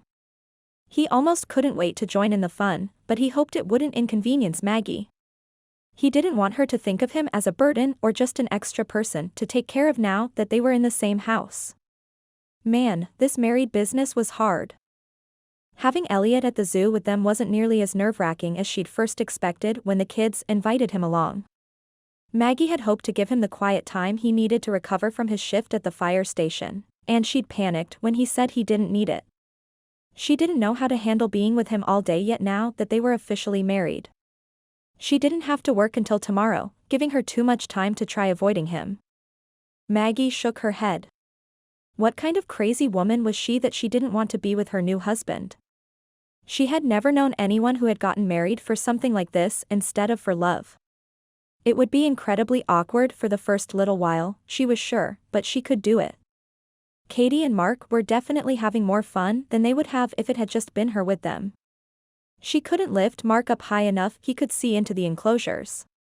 With Elliot there, Mark was thrilled with his personal vantage point allowing him to get a good look at the animals. Elliot played it up for his niece and nephew by doing animal impersonations every time they asked. He even attempted to impersonate a sloth, making Katie and Mark both have to take his hands in theirs and try pulling him to get him to move faster. They giggled the whole time and Maggie loved watching Elliot try to keep a straight face. And Maggie, Katie called. Come help us. Maggie met Elliot's eyes and wondered if she dared hold his hand and help pull him. Then when Mark said, Yeah. Go push from behind. Maggie's eyes opened wider. Well, I heard that sloths really like ice cream. Maybe we could coax him to hurry up for some of that. Ice cream? Elliot said, perking up. I don't know about sloths, but I know Elliot's really like ice cream. Perfect, Maggie said, motioning for the kids to follow her. I saw a spot just back there. The kids rushed past her as they spotted the little shack where the ice cream awaited. She felt Elliot next to her before she saw him out of the corner of her eye. So, it was a good guess that you like ice cream? Yup, Elliot said. Though I don't know anyone who doesn't like ice cream. Only the crazies, Maggie said. I took a chance that you weren't one of them. You relieved? Elliot asked. Extremely, Maggie said. Not liking ice cream could have been a huge obstacle in our marriage. Glad we dodged that bullet. What else would make being married to me intolerable? Elliot asked. Maggie met his eyes and for a moment got lost in them. So far, there was nothing about Elliot that screamed bad husband material, yet there was too much at stake with caring for Mark and Katie for her to get all mixed up in feelings for Elliot. Gambling, drinking, murder. Stuff like that. So, the fact that I talk in my sleep doesn't make you want to run screaming? Nope, that's actually kind of funny. Maggie chuckled. She thought about what it would mean if she ever heard him talking in his sleep and quickly added. But it's not like I'm ever gonna hear that. Not unless you fall asleep on the couch watching a movie or something. Yeah. Elliot said. Not like we'll ever share a room. Maggie blushed and was happy when Katie called back telling them to hurry. Maggie walked faster and put her arm around Katie when she got under the shade canopy to see the list of flavors. Elliot came slower, and by the time they'd made their selections, Maggie felt like she'd gotten her embarrassment under control. Why had that simple comment given her such a rush of emotion and then a giant crush of disappointment? She couldn't want that from him. She had to remember she hadn't married him for love. Elliot pulled out his wallet and paid for the treats while Maggie stood to the side with the kids. She needed to be better at keeping them close by. She didn't want to be alone with Elliot any more than necessary. Things got weird when it was just the two of them. The rest of the afternoon went well since Maggie kept close to the kids and tried to pay attention to all their questions about the animals, instead of letting herself look at Elliot. When they got to the insect and reptile house, Mark wanted to go in, but Katie stood in front of the door and shook her head. Nope, Katie said with as much of a grown-up voice as her little 7-year-old self could muster. I'm not going in there. Spiders and bugs are gross, and I hate snakes. You sure? Elliot asked. They are inside glass cases, and you wouldn't have to get close. I'm sure, Katie said. But I want to see 'em, Mark said. How about we split up then, Maggie said. One of us can stay out here with Katie, and the other can go inside with Mark. The kids took a moment to consider that option, and Elliot looked at Maggie. Are you scared of spiders? Maggie shrugged. I don't like them crawling on me, but they're okay to look at. She cocked her head to the side. How about you? Can you handle the reptile and insect house? Elliot puffed out his chest and pounded on it. Me manly. Me not scared. Mark and Katie giggled, and Maggie smiled. All right. You go in with Mark. Katie and I can stay out here and look at the gift shop. Sounds good. Elliot said. We'll see you soon. He reached down and took Mark's hand in his, and Maggie smiled at the sight. Mark looked like a miniature version of Elliot, and Maggie wondered what his own children would look like. That would never happen with her. They weren't going to be having kids together. The thought made her sad. Katie reached up and took her hand to pull her toward the gift shop. With a look at Katie, Maggie was glad she could at least be a part of this family and be a mother to those two sweet kids. Elliot couldn't remember the last time he'd had this much fun. Walking through the creepy crawly section of the insect house and seeing Mark's enthusiasm about all the critters helped Elliot enjoy it even more. It wasn't anything like what he normally did for entertainment. Everyone who'd known Elliot had always said he was a hard-working guy without any vices. He never really did much for fun besides joining his friends on occasion to enjoy the game or doing some mountain biking or hiking or camping near Emerald Lake. He preferred the mountains over the ocean, though they were closer to the coast than the hills. He had never been an overly wild teen or even all that into partying or running around town. When he turned 16, Elliot had started working with a carpenter his dad had known. Then was hired by a cabinet manufacturer right out of high school instead of going to college. When his friend, Mario, had joined the fire department, Elliot had thought that sounded like a good job as well. Something that would allow him to have the time he needed to work on refinishing or restoring old furniture he picked up at secondhand stores or yard sales. He'd gotten good enough at it that Scott had convinced him to start his own business. With the small life insurance payout from his dad when he'd passed away while Elliot was still in high school, he'd managed to set up a small workshop and storage warehouse for the furniture. For years, a solitary life had been just fine for him. At least he thought it had. Of course, he hadn't been completely alone. He'd had Scott and Rebecca as well as his crew buddies. This trip to the zoo brought up memories of his own childhood and how much fun he'd had doing things like this with his parents and brother. No wonder Scott and Rebecca had brought the kids to the zoo regularly. He was glad Maggie had agreed to let him tag along. He just needed to find more opportunities like this to spend time with the three of them. The more they did something together, the sooner they would feel like a family. As far as he could tell, Mark and Katie had adjusted well to having Maggie as a part of their life. Mark turned around after looking at the large tarantula for a few minutes.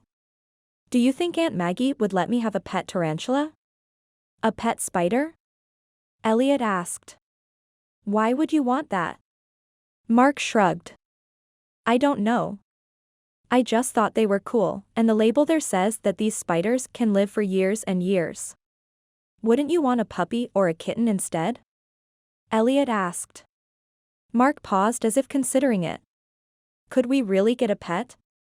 We'd have to talk about it as a family. Find out what Katie and Maggie say.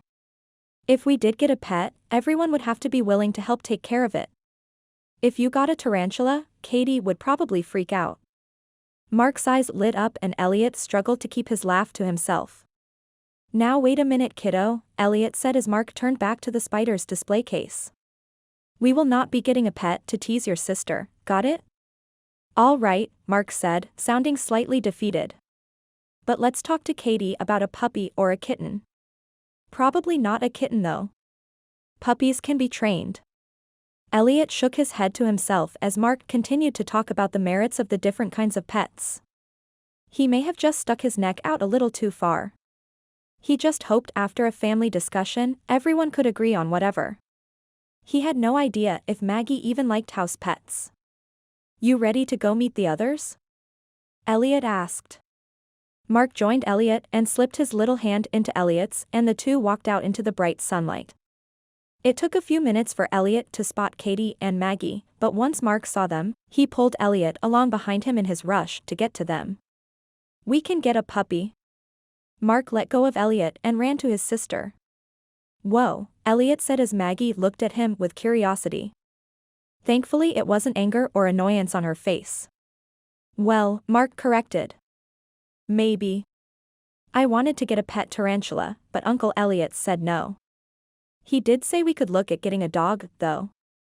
Elliot smiled that Mark had completely left out the part about a kitten. Apparently, he'd made up his mind on which kind of pet he wanted. I told you we could talk as a family about whether getting a pet would be a good idea for us. There is a lot to figure out, and there are 4 of us that would need to decide together. Maggie smiled at him, and Elliot felt relief wash over him.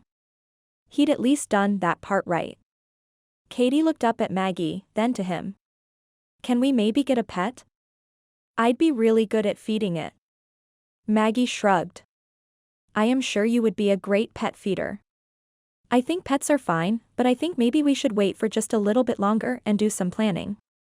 We would need to decide where the pet would sleep, what it would eat, how old of a pet we would want to get. So how about tonight, after dinner and before your baths, we get online and do some searching? Okay, Katie said. She put her hand on Mark's back and gently pushed him along with her as they walked down the pathway. The two talked about the pet they didn't have yet, but were certain they would get, and Elliot looked at Maggie again. I'm sorry about that, Elliot said. I didn't mean to encourage them to get a pet. He just asked for a tarantula, and I was like, why that? Why not a regular animal like a cat or a dog?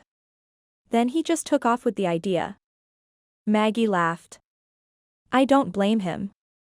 I always wanted a pet when I was a kid. Never did get one since my mom didn't like animals in the house.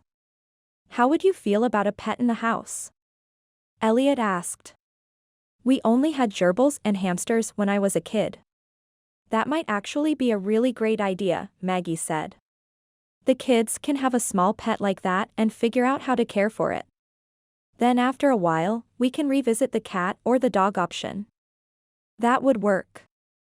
I didn't even think of that kind of option. I was just panicking that I'd get in trouble for promising something to them without talking to you. Maggie looked up at him. Did you think I'd be angry? She didn't sound hurt or offended, but it wasn't a lighthearted or teasing kind of question either. No, Elliot said. I just didn't want you to feel left out of the decision. You are just as much a part of this choice to get a pet as I am. Thank you, Elliot, Maggie said. That is really sweet of you. She patted his shoulder, then must have noticed that the kids had gotten a good dozen feet ahead of them. We should catch up with them and tell him about the gerbil option. She picked up her pace and joined the kids. The three of them turned around and waited for him to reach them. Uncle Elliot had a great idea, Maggie said, giving him the credit for her idea.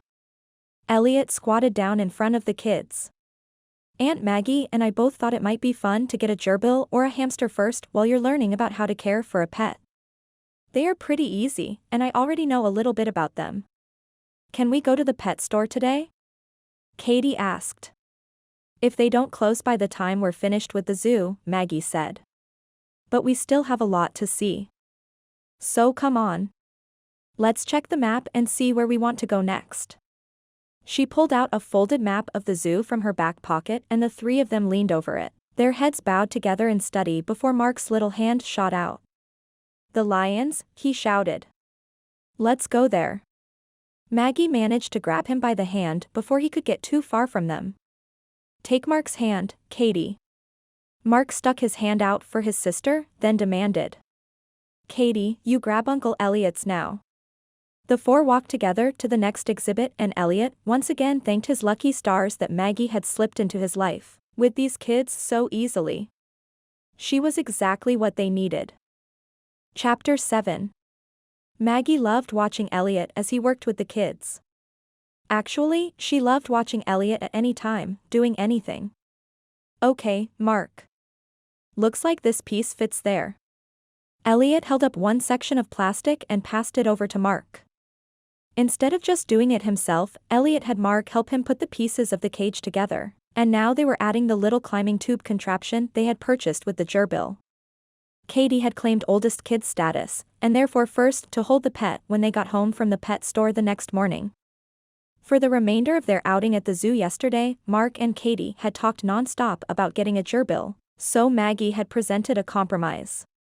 They would come home and do some research first, then come up with a plan on how to take care of their little pet so she could see they really knew what they were getting into.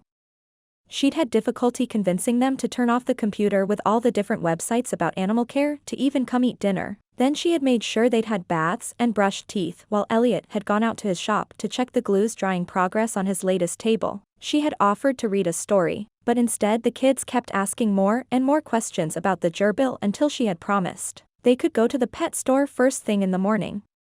They had made sure she kept that promise.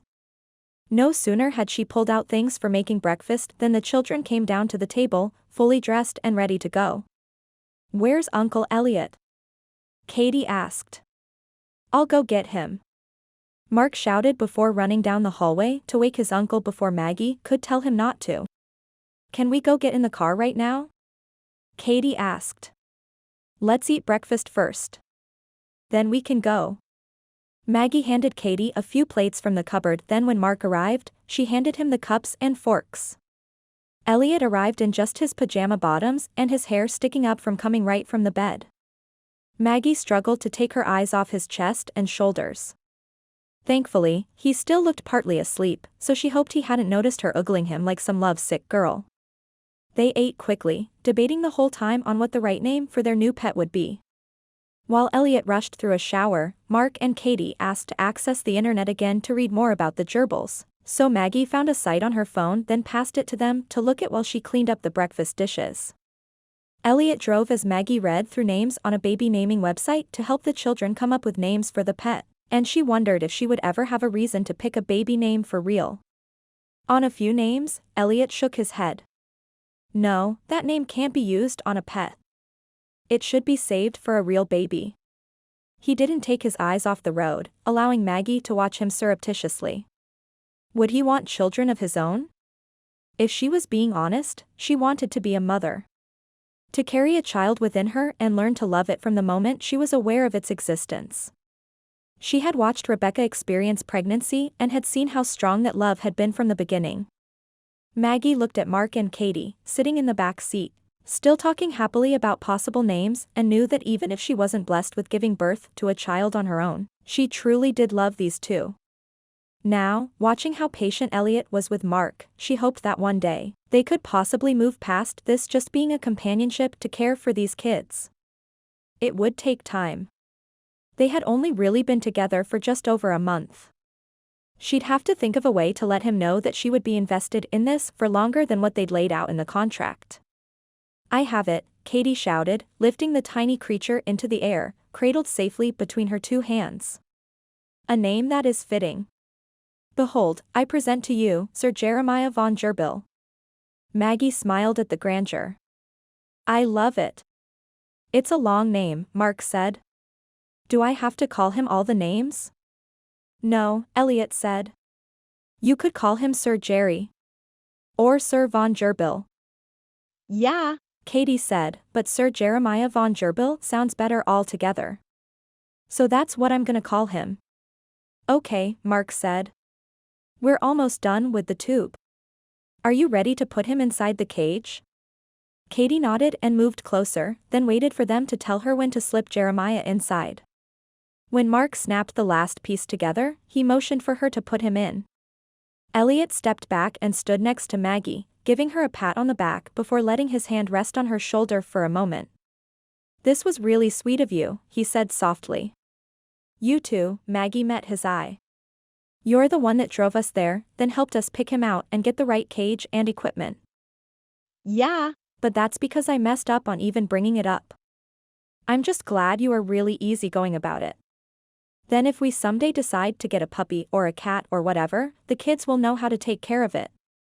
The kids kept playing with the gerbil, getting it out of the cage and petting it for a moment before putting it back and watching it run around. They double-checked the water, and after seeing Jeremiah eat a few pellets of food, they asked if they should add more. Watching Elliot being so patient with them and showing them the best way to hold Jeremiah so he wouldn't be scared was the cutest thing ever. She hated to leave, but after a quick look at her phone, she knew it was time to get ready for work. All shift long, she kept thinking about Elliot. His appearance at the table for breakfast without a shirt had surprised her, and she wondered if it was because he was so comfortable in the house with the kids that he hadn't even thought about coming out without the shirt. She knew he'd seen her watching him and he'd eaten breakfast quickly, then hurried back to his room to get ready for their shopping trip. It would be quite interesting to see how they got used to each other. That night, after Maggie's shift ended and she returned home, she pulled her car into the garage and turned it off, but stayed inside, staring at the wall in front of her. She was tired and was glad she didn't need to put the children to bed. It was too late for them to be up anyway. Elliot had texted her a picture of them reading a book to Sir Jerry as they prepared for the night, and she had saved it to her favorites. What a bunch of adorable people she was involved with. Hopefully tomorrow, there wouldn't be any more big surprises, like coming home with a new pet and all the supplies. They had nothing planned, so Maggie wasn't sure if Elliot would want her to keep the kids occupied while he worked out in the shop, or what he'd want to do. Determined to be flexible, she entered the house expecting silence, but instead could hear the television. Curiosity drove her to explore what was on, and she peeked into the room to see Elliot asleep in the reclining section of the sofa, with the news report playing. The view reminded her of her own father, asleep at the television each night when she'd come home from a date, or from working while she had still lived at home. Maggie moved to the end table next to Elliot to find the remote. She switched the television off, then put her hand on his shoulder to wake him. Elliot startled awake and grabbed her hand in surprise, throwing her off balance a little, and she fell to the side, partially landing on his lap as he sat upright. Elliot's arm went around her in reflex. I'm so sorry. Maggie peered into the dimly lit room, trying to see his face, but not sure of his expression. I didn't mean to surprise you. Just wanted to make sure you went to bed instead of sleeping on the couch. Oh. Yeah. Elliot mumbled and let go of her, then rubbed his face to scrub the sleep away. I should have turned that off and gone to bed. Missed the news, I guess. Nothing any good on it anyway, Maggie said. She struggled to stand without being awkward about it and felt Elliot's strong arms help lift her off his lap. True, Elliot said. Welcome home, by the way. Thanks, Maggie said softly. I'm really sorry to wake you like that. Do you stay up late watching shows very often? Do you want me to wake you at night when I get home? Or would you sleep better on the couch and head to bed when you're ready? If you see me zonked out on the couch, go ahead and wake me. I don't fall asleep watching TV all the time. All right. Maggie turned to walk away but felt reluctant to leave. She wished there was a reason to stay and talk with him but couldn't think of anything that didn't sound stupid. She had just reached the doorway that led to the basement, where her room was, when his voice called from behind. "Thanks, Maggie.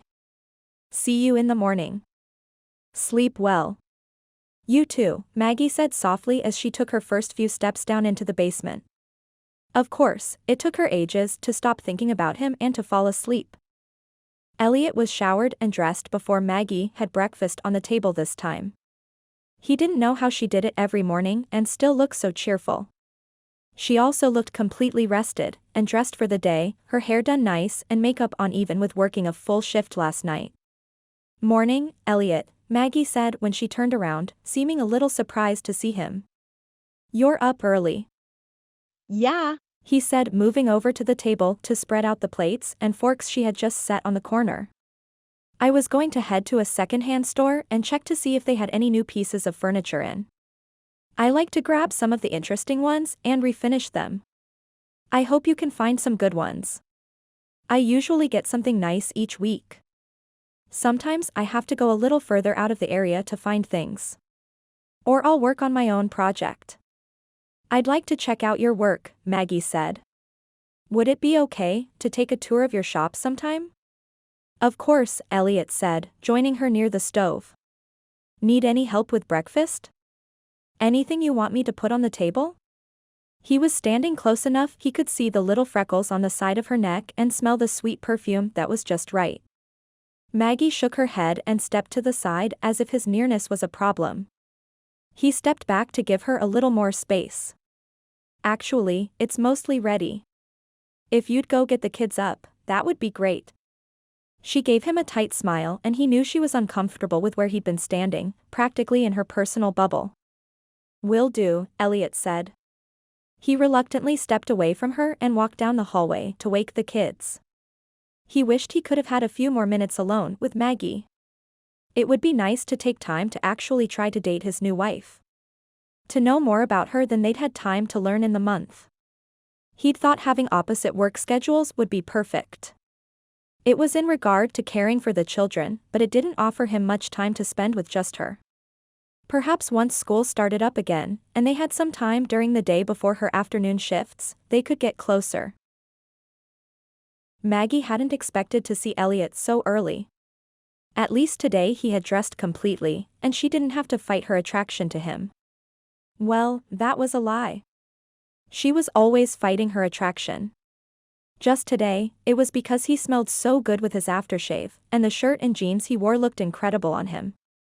It wasn't fair that he could look so fabulous with such little effort. It only took him a few minutes to gather up the kids and herd them into the kitchen. They had a very chatty breakfast conversation that just made Maggie smile. Mark and Katie could just go on and on about any subject, and while most of the time they agreed and got along well, there were a few times that they argued about who was right. Elliot had some mad communication skills because he could always help them figure out the best way to express their differences, while letting them learn how to be open to another's ideas. When they finished breakfast, the kids hurried off to play with their cardboard creations and Elliot turned to her. "Do you want to come out to the shop with me before I leave to find more furniture today?" "Sure." She looked toward the open basement door where the kids had just disappeared. "Should they come too? Or do we just let them play? Will we be long?" "Not long." Elliot moved over to the staircase leading to the basement. "We'll tell them we're out there if they need to find us. They'll be good for a few minutes on their own." Maggie nodded, then followed him out the back door after he'd hollered to the kids. They had hollered back that they'd just keep playing and Maggie relaxed. "It's kinda weird to have to constantly think about other people. I'm so used to just being on my own." Yeah. It was quite the adjustment for me as well. Some things, they are totally fine on and can take care of themselves. Other things they need a lot of help and supervision. Playing, though, they've got that down. He walked down the sidewalk that led from the house to the workshop and detached garage that was large enough to hold a camping trailer, and a half-dozen pieces of furniture. "Did you have all this here before?" Elliot looked at his workspace. No, I rented a storage unit where I could do my furniture. This isn't as large as what I had, and the trailer takes up half the space here now, but having it so close to the house that I don't have to drive anywhere to get to work makes the trade-off worth it. Plus, I don't have to pay rent or anything. The life insurance paid off the house and property completely. That would make it a huge relief. Elliot nodded. I always feel a little guilty when I look at this space and the nice house. Like, why should I get to live in it and not worry about a thing while my brother and his wife can't? I completely understand, Maggie said. I see all the things in the house that remind me of Rebecca, and it takes so much to not just burst into tears. I try my hardest to not let the kids see me look sad, but everything brings up a memory of something about them. It's probably a good idea to not be overly sad in front of them, but I know that the kids want to remember their parents. They miss them, of course, but they want to hear stories about what things were like. They want to talk about them and do the same kinds of things they did before. I'm so glad you make breakfast in the morning. I know they missed having warm meals when I showed up. Cereal was my usual go-to. For a while, it was a fun novelty, but they really like your pancakes, or eggs, or waffles and stuff. That's why I do it, Maggie admitted. Most of the time, I would only do something simple when I was on my own. It's kind of hard to do pancakes or waffles or omelets for just one person. It's fun to do something different each day. I hope I don't get tired of doing them. Me too, Elliot said, patting his stomach. Of course, if I keep eating so well every morning, I'm going to need to do a lot more cardio to keep the right weight for my fitness tests. Maggie looked at his trim figure. You look as fit as can be. What kinds of things do you do for your training? Elliot shrugged. We do a timed mile, the normal things like push-ups, pull-ups, sit-ups and stuff. Then we have to carry weights up and down a ladder. There's the endurance test wearing full gear and carrying all the equipment. Maggie's eyes widened with everything he listed. I'm getting tired just hearing about it. My yoga and dance exercise video are about all I can do. She flexed the little muscle she had. Good thing I don't need to carry people out of burning buildings. Thankfully, we don't have to do that very often. Most times, people get out. But we still train for any kind of emergency. Little voices outside the shop soon resulted in the door opening and the kids popping their heads in. Are we going anywhere today? Maggie looked at them, then over to Elliot. I have to work this afternoon, and Uncle Elliot is working on finding more furniture. Do you want to go somewhere? Or do you have plans to play with Aiden? I wanted to play with Aiden, Mark said. He looked over at his sister with a frown. Katie doesn't. She said we have to do something today. No, I didn't, Katie said. I said we might go somewhere today.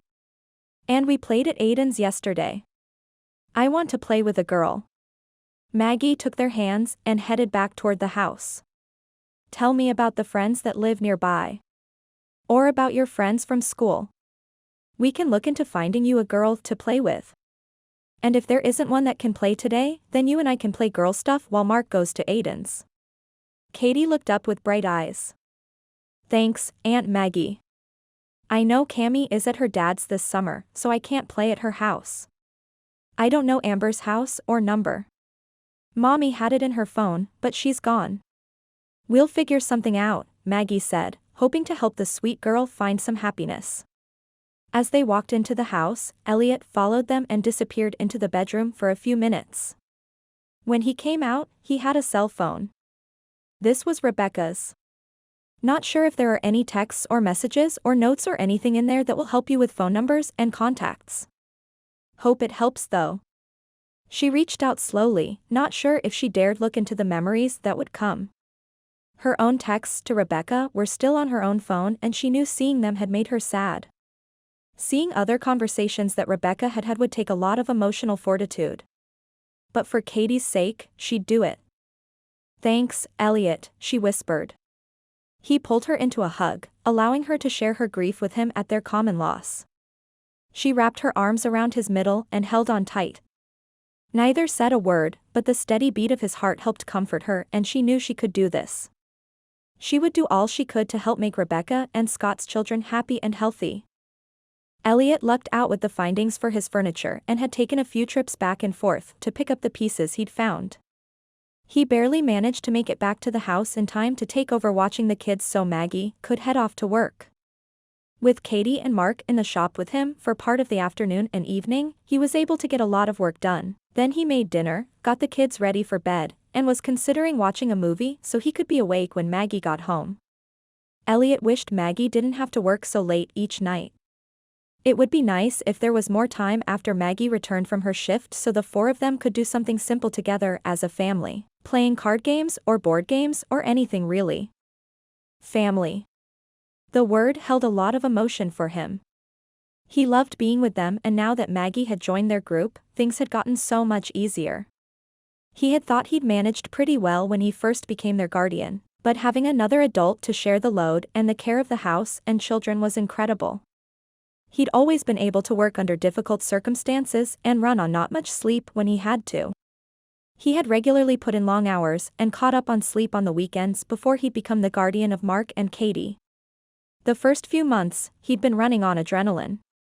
It hadn't affected him too much in the beginning, or so he'd thought. As time passed, it had gotten harder and harder. Elliot knew some of his struggles had been because he hadn't been able to properly mourn the loss of his brother and sister-in-law, and still be the strong support their children needed him to be. Elliot's desperation had been the catalyst in his proposal to Maggie, and for a brief time while they planned the wedding, he'd considered calling it off. He didn't want her to be burdened by the same kind of issues he'd been dealing with. With Maggie supporting him as only a good friend and woman could, Elliot felt like he might do more than just survive the day-to-day routine. He no longer had that constant worry on his shoulders alone, and the change was obvious. He had no idea how he had done it alone before. He missed her, which was odd since they weren't really a normal couple. But he didn't have to be in love with her to love being with her. She just exuded happiness, and he liked the way he felt when he was with her. Her sweet efforts to get a hold of some of Katie's friends from school had resulted in a play date scheduled for tomorrow, and Katie had talked non-stop about what kinds of things they'd do. Elliot turned on the television, looking to see if there was anything worth watching. He didn't make it very far, and before he knew it, he was thinking of Maggie. The soft hug this morning was exactly what he'd needed, but he wished he could have hugged her again before she hurried off to work. Chapter 8. The next night, Elliot got his wish. Maggie's boss had double-scheduled a couple of the staff, and Maggie volunteered to head home since the other girl was a college student, needing more cash flow. He hoped it was partly because she wanted to be with them, but whatever the reason, he'd take it. Katie is finally asleep, Maggie said as she returned to the front room and closed the curtains to the outside. She's a talker, isn't she? Elliot gave her a smile as he thought of the little girl. Oh, my goodness, she puts everyone else to shame. I heard all about her day, and the YouTube video she watched. She wants to do something with Sir Jerry and upload that, so I had to talk her down from creating her own channel. Then she gave me a play-by-play of the mock battle with you and Mark using the armor we made, and then she told me all about her plans for tomorrow. Elliot chuckled. What's she got planned? Maggie sat down on the couch, leaving only a section of the middle cushion between them. I don't know if we'll have time to go over all of it tonight. Maybe I should just let you be surprised. Elliot turned to face her as she rested her head against the back of the sofa. A surge of affection and gratitude washed over him. He reached for her hand and gave it a squeeze. Thanks for everything you have done for us. You're welcome, Maggie said. It's actually been really good. I was kinda worried at first, not knowing how they'd adjust to having me join you all. I mean, I knew the kids, but I wasn't family like you are. But you love them like family. Elliot still held her hand, unwilling to let it go. And you heard Mark. You're a million times better than Aunt Jenny is. Maggie chuckled. Yeah. He didn't really like it when Jenny would watch them. That's because she didn't watch them, Elliot said. She shouted at them to stay quiet, so they didn't bother her and never did anything fun with them. Maggie pursed her lips together, making his eyes go to her lovely mouth, but her words had him struggling to return his focus to the more serious issue at hand. Do you think we're doing too much fun stuff? Elliot shook his head. I think we've got a pretty good balance. They get to do some fun things, but we've also set up a good routine. They do reading and brain games, and now that you're here you make sure they aren't always on their tablets or watching TV while I'm in the shop. Once school starts up, things will change again. Maggie shifted a little to get more comfortable. Should make things easier on you to work at home. 2 more weeks, Elliot said. That will be a relief.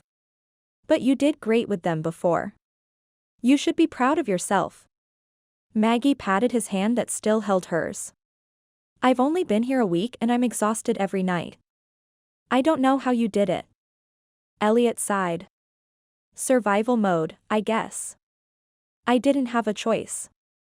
I'm so sorry, Maggie said, her voice going soft. I miss Rebecca so much, but I can't imagine how hard it has been for you. Losing your brother after all your other losses. Elliot closed his eyes, not wanting to bring up the memories of it all.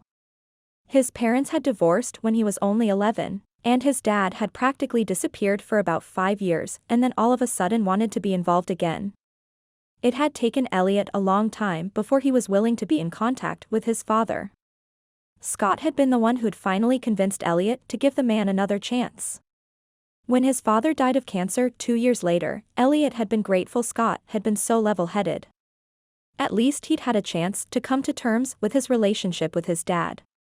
His mother had been a rock in his life forever until a heart attack took her away from them a year after he joined the fire department. She'd been gone 3 years and the ache still surprised him. I'm glad Katie and Mark have you. Elliot nodded and swallowed before he spoke, not wanting to sound choked up. Thanks. Well, Maggie said. We should get to bed. You start your 48 tomorrow, right? He knew she hadn't meant what his mind jumped to with her comment of bed, but after sitting so comfortably with her now, he wished it was a possibility. Yeah. 7 a.m. I think I'll see if the kids want to come to church with me. It would be good to get back into that routine with them too. Katie mentioned church in her ramblings, so I got wondering about it. Think they'll be okay, going to the one they went to with Scott and Rebecca, or should I take them to mine? Elliot shrugged. You could ask them. I think they'd probably be okay either way. I guess I should have taken them. He'd thought about it, but at first, he'd been too angry that God had let Scott and Rebecca be killed by that drunk driver. He hadn't felt like going to any kind of worship service. The kids had asked, but he'd made excuses. Yet now, if Maggie wanted to take them, maybe he'd let her be in charge of that and he could still skip it if he needed to. As Elliot thought of ways he could avoid going with them next week, Maggie stood up and moved away from the couch. Have a good night, Elliot. She was almost to the basement door before Elliot managed to give a response. Night, Maggie. Sleep well. As he watched her leave, he thought of what it might be like to not have to say Goodbye. like this every night, then felt guilty about his thoughts, knowing it wasn't fair to her. But they'd only been married for a week. Maybe they could revisit their arrangement and see if things might change. Maggie couldn't believe she'd been married for a week. The time had flown by, yet there were moments when time seemed to stand still. Like every time she was alone with Elliot. She was still trying to wrap her head around the whole concept of living with a man, but not really living with him. Kind of like roommates with an elaborate setup. She had thought it would be pretty easy after Elliot had explained how busy he would be and that they would have the kids with them all the time. Even so, being alone with him ended up happening a lot more than she'd expected. When she had first agreed to marry him, she hadn't let herself think of how handsome he was or what a temptation a man like him would become. Tonight was the first time he had held her hand, or done anything that might indicate some kind of feelings toward her, but the hand-holding hadn't progressed to anything or even felt like he was interested after that initial contact happened. More like she was just a friend. Honestly, she was okay with that. Mostly.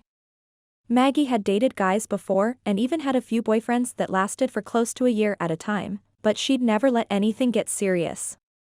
Nothing more than kisses since she wanted to be sure she was ready for all that came with a committed relationship.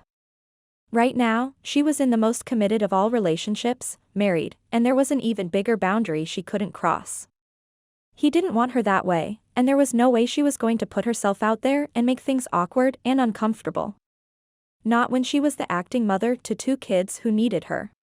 She would have to school her feelings and focus on being a parent more than a wife. Elliot appreciated the busy and crazy shift he found himself in. They were on call after call with different training exercises thrown in between, leaving him no time to think about Maggie. Though it didn't help that the rest of the crew kept asking about her. "When's she going to come see us?" Mario asked. "Probably never," Elliot said. "And why not?" Ray asked. "We're awesome. Everyone wants to meet the firefighters. Besides, you said you were going to bring the kids here to check it out." "I couldn't do that while I was on shift," Elliot said. "I was gonna check with Sea Crew and see if I could bring them for a tour then." "Well, Maggie could bring them. Then you wouldn't have to expose them to those bad influences on Sea Crew." Elliot smiled, knowing all the crews respected each other, but loved to banter back and forth about who was better. "I'm not sure I want them exposed to you, Ray." "What are you talking about?" Ray said. "I'm the best kind of influence."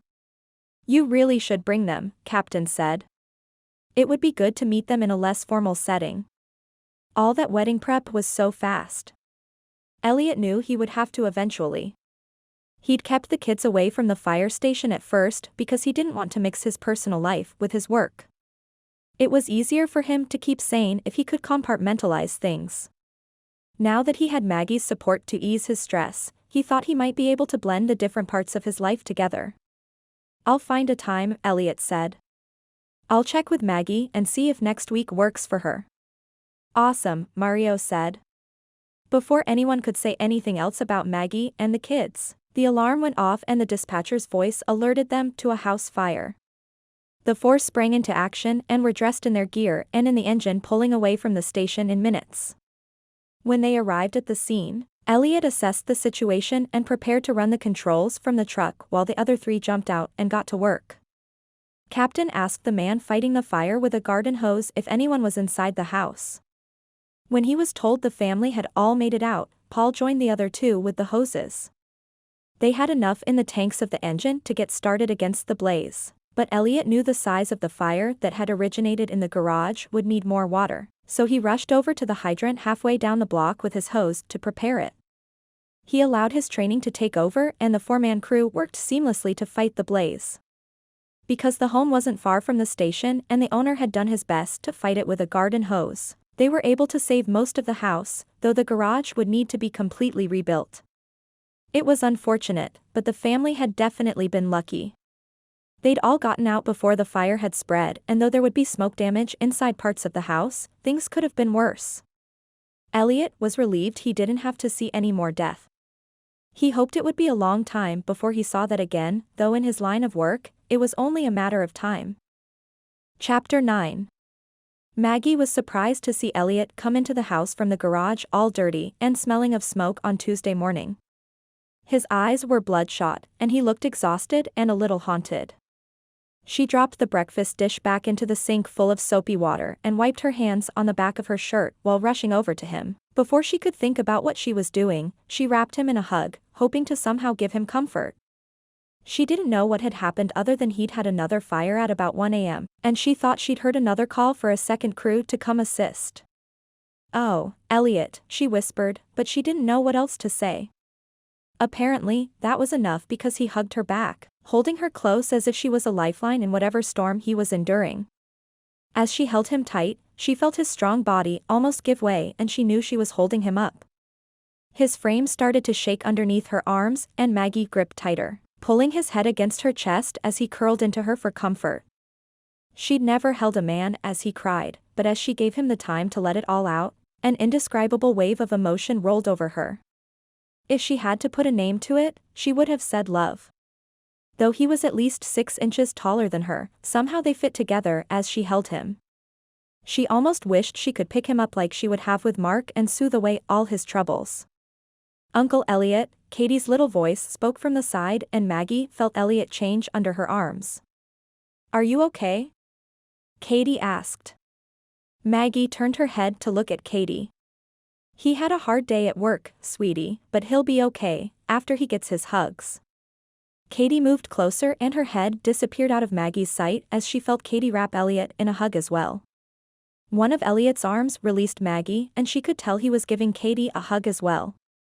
Then Mark's little feet came running up to join them and he bumped into the group as he joined the hug. "I love you guys," Mark said.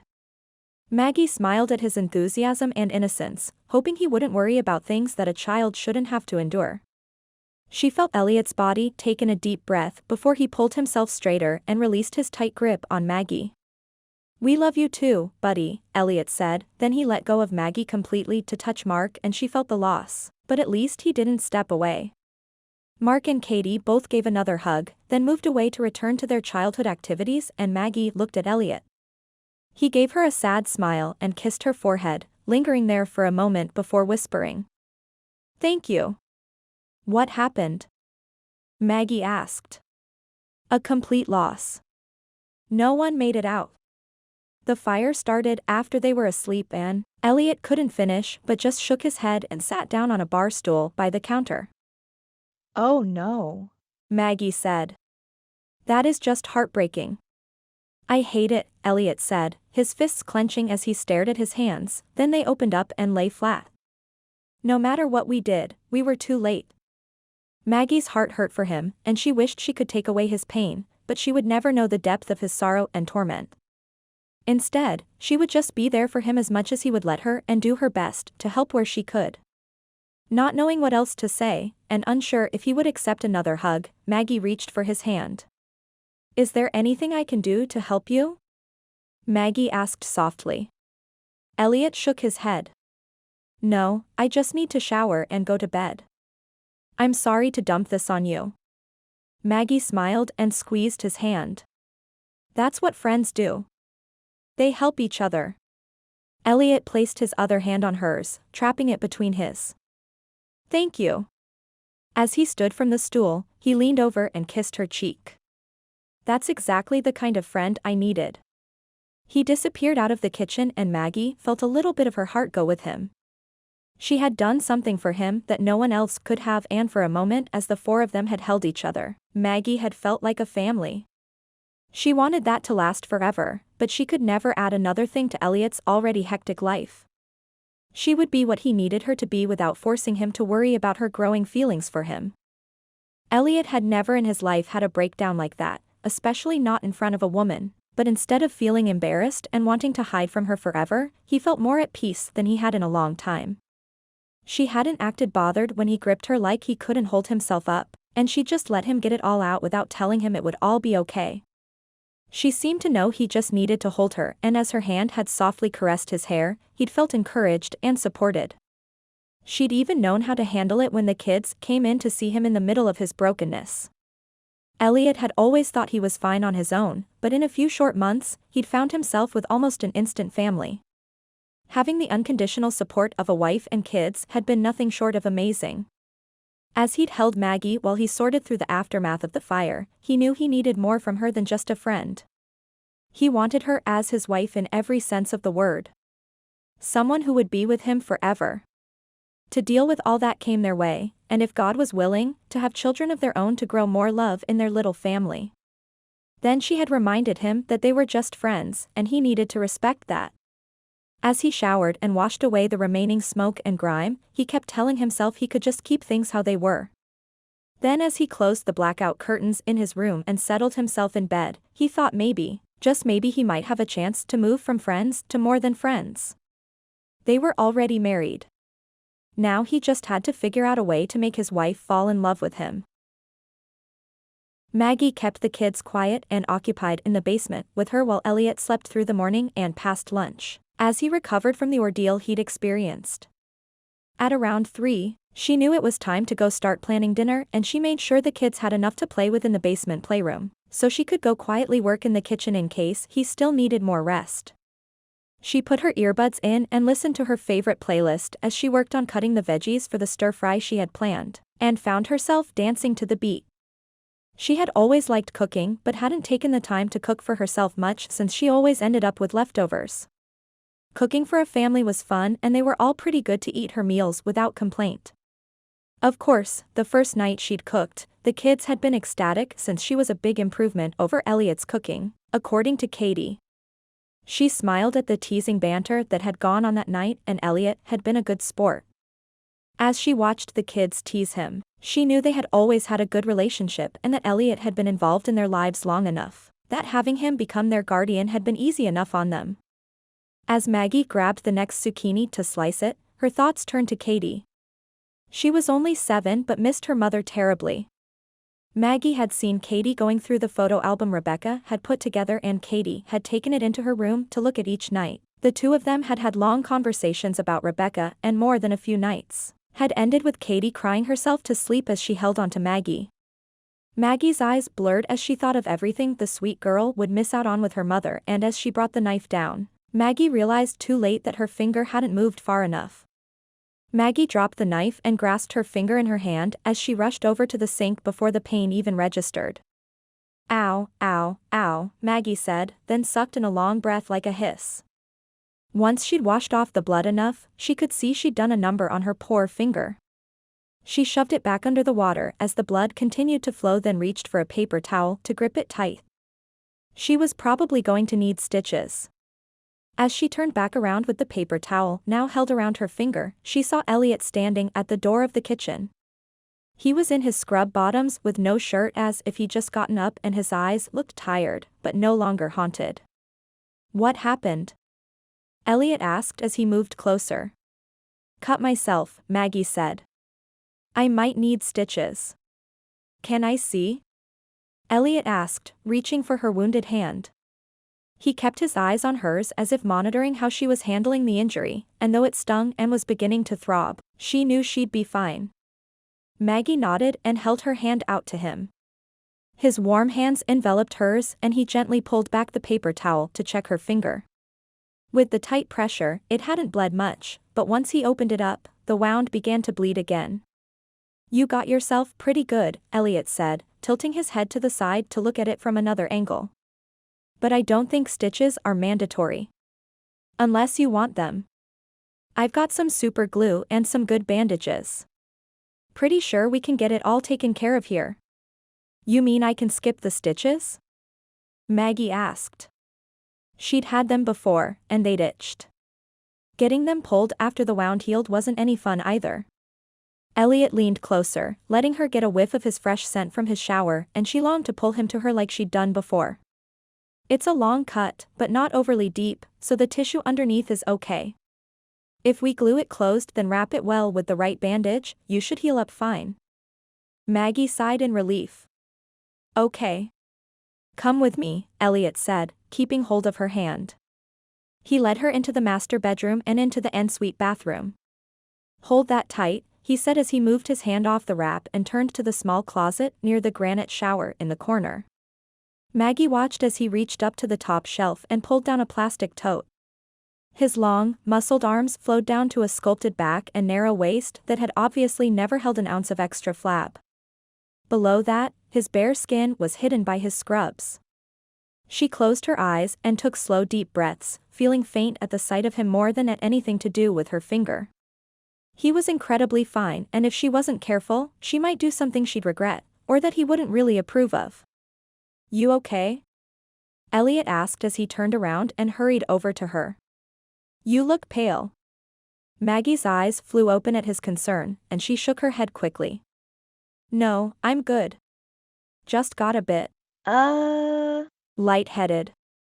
"Here," Elliot said, placing his hands on her waist and lifting her up onto the counter without any strain.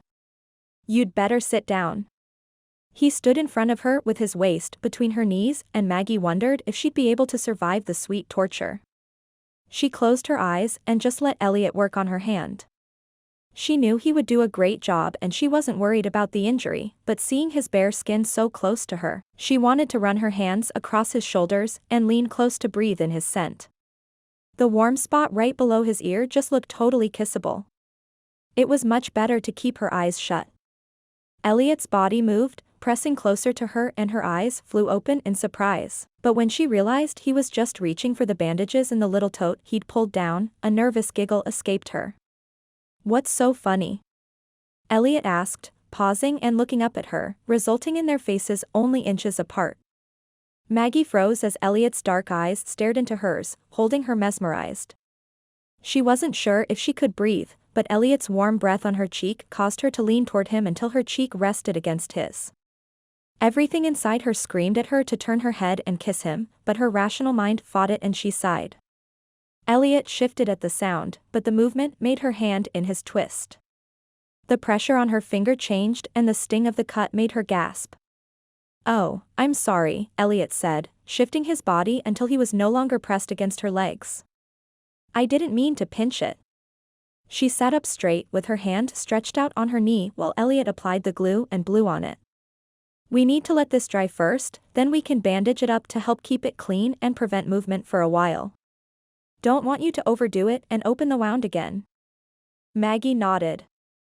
Yeah. "Thanks."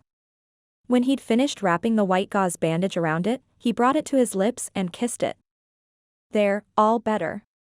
Maggie smiled, wishing his kiss had been a different kind but knowing it was best this way. Though it didn't make her happy. "Thanks, Mr. Firefighter EMT. How much do I owe you?" "No charge. Especially since it happened while you were trying to feed us all. I should get back in the kitchen and finish then, huh?" Elliot put his hands on her waist to help her down. Maggie didn't know what to do. It was like he had no idea how hard he was making this for her, yet he didn't seem to be affected by it at all. Instead of letting her go, he pulled her into a gentle hug and her cheek rested against his bare chest, nearly killing her with the temptation of it all. "Thank you so much for this morning." He let go, and as if he realized he just hugged her while he was half undressed, he stepped back and cleared his throat a little. "And now that I'm rested, and you're injured, how about I finish dinner?" "I'm okay," Maggie said. "You don't have to do dinner." Elliot cocked his head to the side. "Are you trying to tell me I'm a lousy cook?" Maggie chuckled. "No, that's not what I'm saying. It's an easy dinner. I can do it even with this." She held her hand up and wiggled her finger. "Well, if it's so easy, how about you supervise, and I'll do the manual labor." He took a step into the walk-in closet near the bathroom door and pulled out a gray t-shirt, thankfully. Or not. She wasn't certain she preferred him covering his tempting upper body. "I suppose," Maggie said, turning to leave the room so she could find some way to focus her thoughts on things that didn't revolve around her incredibly attractive husband. Chapter 10. Elliot tossed the finished vegetables into the wok Maggie had pulled out and turned to ask her what to do next, but she was standing close enough he almost knocked her down. He reached out quickly and steadied her by wrapping his arms around her. All the sensations of when he'd been close to her in the master bathroom, bandaging her up, came rushing back. She was so beautiful and tempting and he wished he was free to just kiss her. He felt something hard against his chest and when he stepped back, he saw it was a bottle of sauce. "Sorry, Maggie. Guess I shouldn't have gotten so close," she said as she lifted the bottle. "I kind of like it when you're close." Elliot looked into her eyes, hoping it wouldn't backfire on him. Maggie paused, then instead of finishing her sentence, just smiled. Not sure if he should keep going on his topic, he looked at the bottle. "Should I pour some of this in?" "Maybe I should," Maggie said. "I'm kinda picky on my flavorings. Not sure if I trust you to do it right." Her words were full of teasing and Elliot tisked. "Okay, Maggie. I see how you are. One of these days, I'm going to have to make my specialty steaks. Then you'll see how perfect I can do flavorings." "Deal," Maggie said. She stepped closer to the wok, putting herself right next to him again, but he stood his ground, hoping she'd stay close to him again. "Watch close," Maggie said and poured in a little bit of sauce as she stirred the vegetables around. "Looks easy enough," Elliot said and put one arm around her, resting his hand on her waist. She leaned into him a little and Elliot's chest tightened with hope. As Maggie tried to put the lid back on the bottle, her bandaged finger got in the way, so Elliot took the lid from her and then placed his other hand on top of hers as it held the bottle. He twisted it back on then met her eyes. The way she looked at him gave him hope that she was as interested in a kiss as he was. He put the bottle on the counter next to the stove, not letting his gaze move from hers. Then taking one hand and placing it on her waist, he pulled her closer and brought the other hand up to her face, brushing her cheek with his thumb. She seemed to relish the caress, giving him the courage to bring his lips to hers. Maggie leaned into him, meeting him halfway, and her arms wrapped around his back, pulling him closer. Unable to prevent the sigh of pleasure from his throat, he let his lips explore hers as his hand cradled the back of her head. He didn't know how long they were lost in the kiss, but eventually, Maggie pulled back and gasped. "It's burning." She turned away from him and pulled the spatula off the counter and stirred the vegetables in the wok. "Is it ruined?" Elliot asked, almost not even sorry because of the amazing kiss. "No," Maggie said, letting out a breath. "There might be a couple of veggies that are a little burned, but it'll be okay." "That's good," Elliot said. "I'd hate for you to think I was a lousy assistant." Maggie chuckled. "I'm not sure you could be lousy at anything." She met his eyes, and he was about to kiss her again, but she said, "We should probably call the kids in. This is almost ready. I'll go get them." Elliot knew it would be best if he stepped away for a moment to gather his wits around him. That woman was too tempting, and he didn't want to scare her away. He had to go slow and easy. Court his wife and make her fall in love with him, because he was pretty sure he was already lost to her.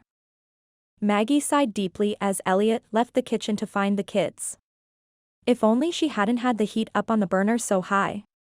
She'd most likely still be kissing him right now. That was probably unwise. Maggie reached behind her head and rubbed her neck, trying to massage away the confusion she felt. He'd been the one to kiss her first, so that had to mean something.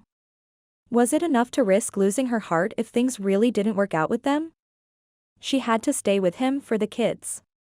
Maggie chuckled at the backwardness of the situation. She couldn't fall in love with her husband, or it might not be the best for the children they were raising. "I'm messed up," Maggie said to herself as she pulled the pan with stir-fry off the stovetop. She had the table set and the food on before the other three joined her in the dining room. The kids climbed up onto their chairs and Maggie looked at Mark. "Did you guys wash your hands?" "Yup," Mark said. "Uncle Elliot made us before we came upstairs." "What a good uncle you have," Maggie said. "He even helped make dinner." "Good job, Uncle Elliot," Katie said. "Thanks for dinner." Maggie smiled at Katie, pleased to see what great manners the kids had. After they gave thanks and prayer for their food, Elliot asked the kids how their day had been. "It was fun. We showed you the things with our Legos," Mark said, with a mouthful of food. Maybe Maggie would be able to help them continue with their manners. "So, I don't have to go back to work for a few days," Elliot said. "What kinds of things would you like to do?" "Does Aunt Maggie have to go to work?" Katie asked. "I have 2 of the days off, but have to work tomorrow and the next day." "Can we go camping?" Katie asked. "Before school started, Daddy would take us camping in the trailer." "That sounds like fun," Elliot said. "What do you think, Maggie? Ever been camping before?" "I used to as a kid but haven't for a long time." "Can we go?" Mark asked. "I think we could probably do that," Elliot said. "But I have to look at the stuff your dad had for camping gear. Need to make sure everything works on the trailer. If we can't do it this week, we'll go another time, promise." Yay! Mark said and Katie clapped her hands. "Can we go out and look at it now?" Mark said. "I can show you where we have all our stuff. I help Daddy all the time to get ready." Elliot chuckled. "Maybe we should finish eating first." Mark started to pick at his food, only eating a few of the vegetables, and Elliot shook his head. "But you've got to eat all of the veggies, not just the mini corn cobs." Katie took a bite of hers. "It's really good, Mark. Aunt Maggie is a good cook." "Thanks, sweetie," Maggie said. "I was glad Uncle Elliot helped too after I hurt my finger." Maggie met his eyes, and when he smiled that sexy smile she was falling for, she felt herself blush and she looked back at her plate, studying where to take her next forkful from. While the kids and Elliot talked about their day and where they wanted to go camping and what they would do on the trip, Maggie watched her little family, feeling a fierce love for them all. Elliot was managing to take up more and more space in her heart.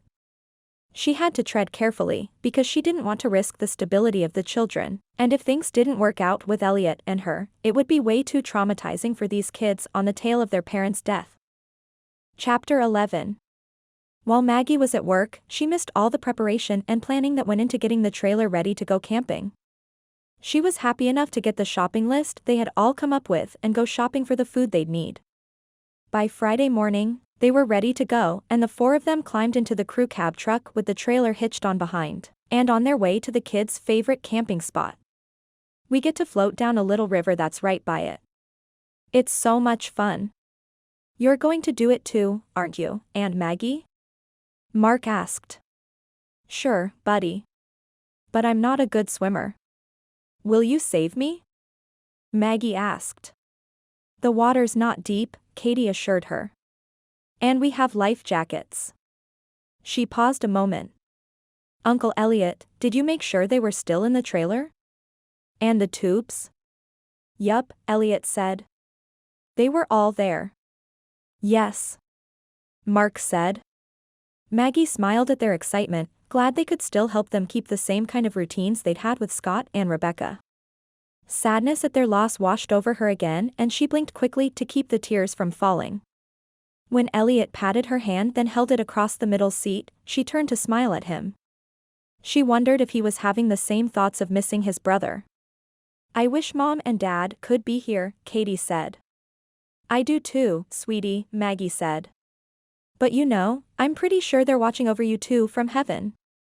The rest of the ride was quiet and subdued until they got to about 10 miles away and the kids started recognizing the area.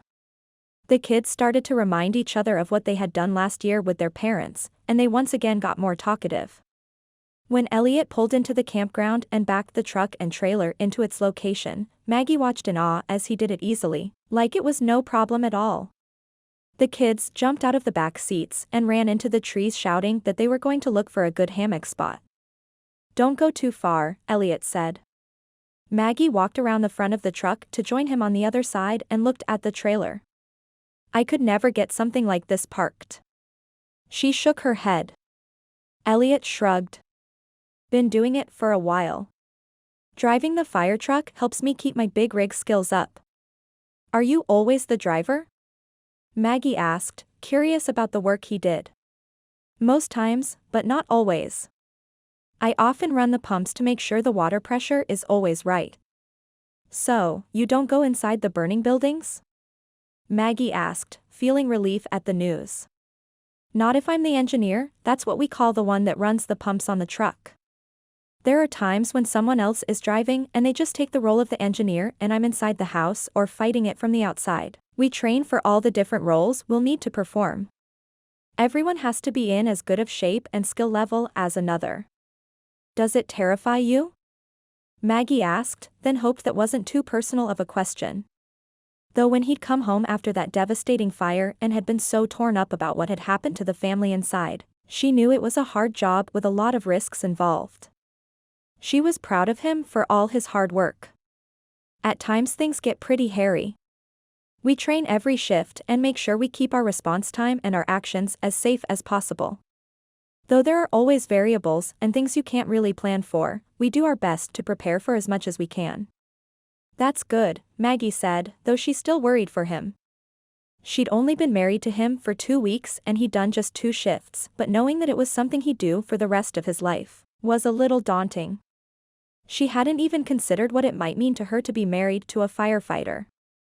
She'd always admired first responders like firefighters, EMTs, and police officers, but had never known how much worry their families might feel to send them off into danger every time they went to work. You worried about me? Elliot said, putting his arm around her and pulling her against his side. A little, Maggie admitted. I was pretty naive about what firefighting included. Though I don't know much still, it's a lot more in my face than ever before. Guess I'm just worried you might get hurt, and then I'd never be able to bring these guys camping again. Elliot chuckled. I see how you are. More worried about having fun vacations than you are about losing a husband. Maggie gasped and turned to him. That's not true. I don't want to lose a husband either. So, you don't regret marrying me? Elliot asked, and though his tone was light and playful, Maggie could see something more in his gaze. No, Maggie said. I don't regret it. So far, you aren't so bad. Besides, you saved me a ton on an emergency room bill. She held up her hand and wiggled her finger at him that only had a little bandage on it to keep the super-glued skin protected. That's what I'm here for. To render first aid when needed. He glanced at her lips and Maggie wondered for a minute if she'd need some mouth-to-mouth. Before she managed to get enough courage up to suggest it, the kids burst back through the trees. We found a good tree. Elliot turned to them. Just one? Katie giggled. No, there are two close together. Can you bring the hammock and see? Is it far away from the trailer? Elliot asked. No, it's just over there. Mark pointed and then grabbed Elliot's hand. Elliot followed him, then waved for Maggie to join them. She smiled at all the enthusiasm and followed at a slower pace. She looked at the campground and studied the fire pit not far from the parking spot where the trailer sat. They had brought stuff for s'mores, and Maggie wondered if they would be doing it every night or just once. It had been a long time since she'd gone camping, and it had been in a tent, so she was excited to have a little trailer to have a few amenities. The indoor bathroom was a huge plus. When she reached the three standing by a couple of trees, she overheard Elliot telling the kids it was probably a little farther away from the trailer than they wanted, but that they might be able to hook part of the hammock to the trailer with the other end on a tree. Mark rushed back to the trailer and immediately started looking at the trees there. Maggie smiled and met Elliot's eyes. He's way excited about this hammock, isn't he? It's a pretty amazing hammock, Elliot said. It's big enough to fit two people and Katie and him like to swing on it then jump off. Is that safe? Maggie asked, then she shrugged. I guess if they bang themselves up, you could patch them up. Elliot smiled. Some things. We'll just have to make sure they don't go crazy. Maggie nodded, unsure how protective she should be over the kids. They weren't hers, but she felt like they were. She had loved them as her best friend's kids, but now as their Aunt Maggie, she felt a stronger bond to them and hoped she could do them justice as a surrogate mother. Elliot joined Mark and the two of them discussed the merits of the different trees near the trailer, and when it looked like they had come to an agreement, Mark unlocked the trailer and moved to the cupboard to pull out the hammock. Wanting to make herself useful, she climbed inside, planning to get things set up, but she stopped when she looked at the layout. She hadn't been in the trailer yet, just doing the shopping after her shift at the diner, and Elliot had packed it all in the trailer. It was well maintained, but kind of small. Right in front of her as she stood in the doorway was a little couch, not long enough for an adult to lie on, and a table with two benches facing each other. A little kitchen stove top and tiny oven were right next to a fridge built into the wall with a little single sink and a small counter. At the far end was a bunk bed tucked next to the bathroom, but to the right of the front door was a queen-sized bed with a little bit of room to walk around on both sides. She stared at the bed, wondering where she'd be sleeping, not wanting to make Elliot with his long legs have to take the small couch. She'd take that one, or maybe she could convince Mark to sleep on the couch and she'd take his bunk. She didn't want to make a big deal out of things, but the thought of sleeping in the same room with Elliot was making her nervous. The little trailer was smaller than the main room at Rebecca's house. My house, Maggie corrected herself, feeling awkward about it. Not ready to face the whole thing, Maggie stepped out of the trailer backward and lost her footing when she stepped on someone behind her. Feeling herself begin to fall, she squealed in panic, hoping it wasn't one of the kids she was falling on. She would crush them. Before she hit the ground, she found herself wrapped in strong arms and Elliot steadied her. She wasn't sure how he had managed to keep the both of them from hitting the ground. I am so sorry, Maggie said. I should have turned around instead of just backing out. No, Elliot said. I shouldn't have climbed up without warning you I was there. I just wanted to see what you thought of the trailer. Maggie couldn't think with his arms still around her, but she tried to form a coherent sentence. It's nice. Kinda small. Maybe a little cozy, Elliot agreed as he released his hands from her arms now that she was sturdy on both her feet. But with only 4 people, it's a great starter trailer. Yeah. Maggie said. That's probably what Rebecca and Scott were thinking. Shall we get out the tubes and the life jackets? Elliot asked. I think it would be good to get that out of the way while it's still warm. Otherwise, those 2 will make us get wet when the sun goes down, and I'd rather be sitting in front of the campfire roasting marshmallows then. Sounds fun, Maggie said, glad to avoid the whole topic of sleeping arrangements, but she wondered what his plans were. He knew the size of the trailer and had probably thought of where each of them would sleep already. She'd just wait until later when he brought it up. As Elliot used an electric pump to blow up the tubes, Katie and Mark came running. Can we go now? Mark asked. Need to get into your swimsuit and put your life jackets on, Elliot said.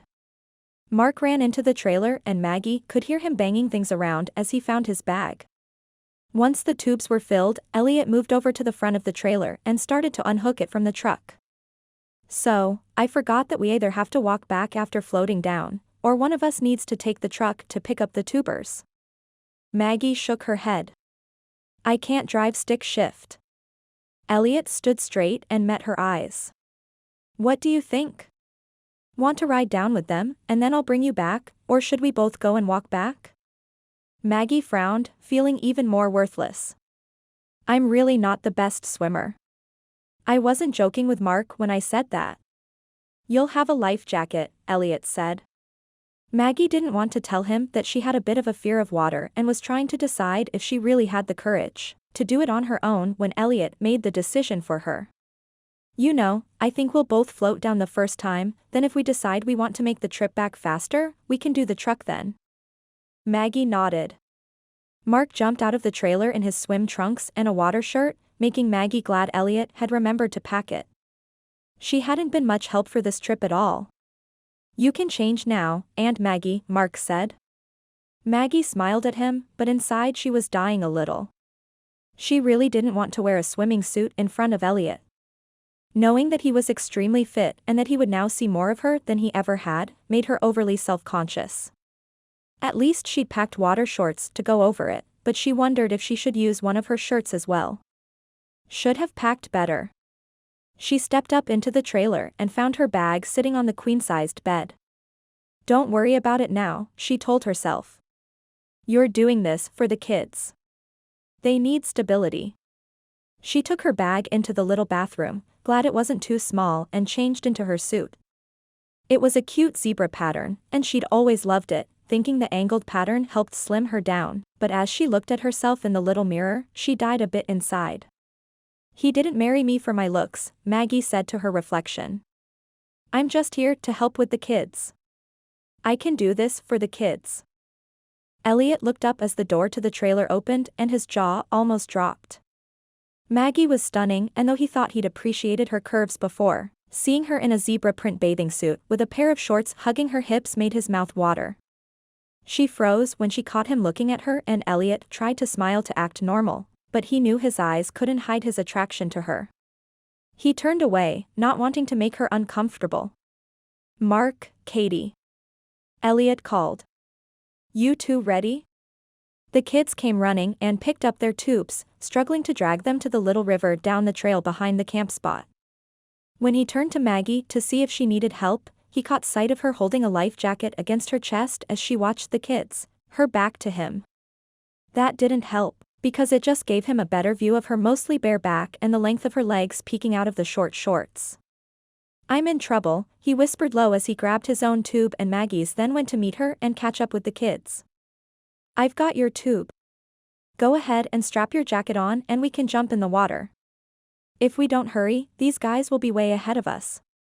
Maggie nodded as she turned to the side a little to let him pass, and he wished he could wait for her but didn't want the kids to get in the water without someone there. He hurried after them, and by the time he reached the water, the kids were already standing in the shallows, nearly up to their knees. You ready, Uncle Elliot? Mark asked. Can we get on the tubes? Let's wait just a second for Maggie, okay? And Maggie.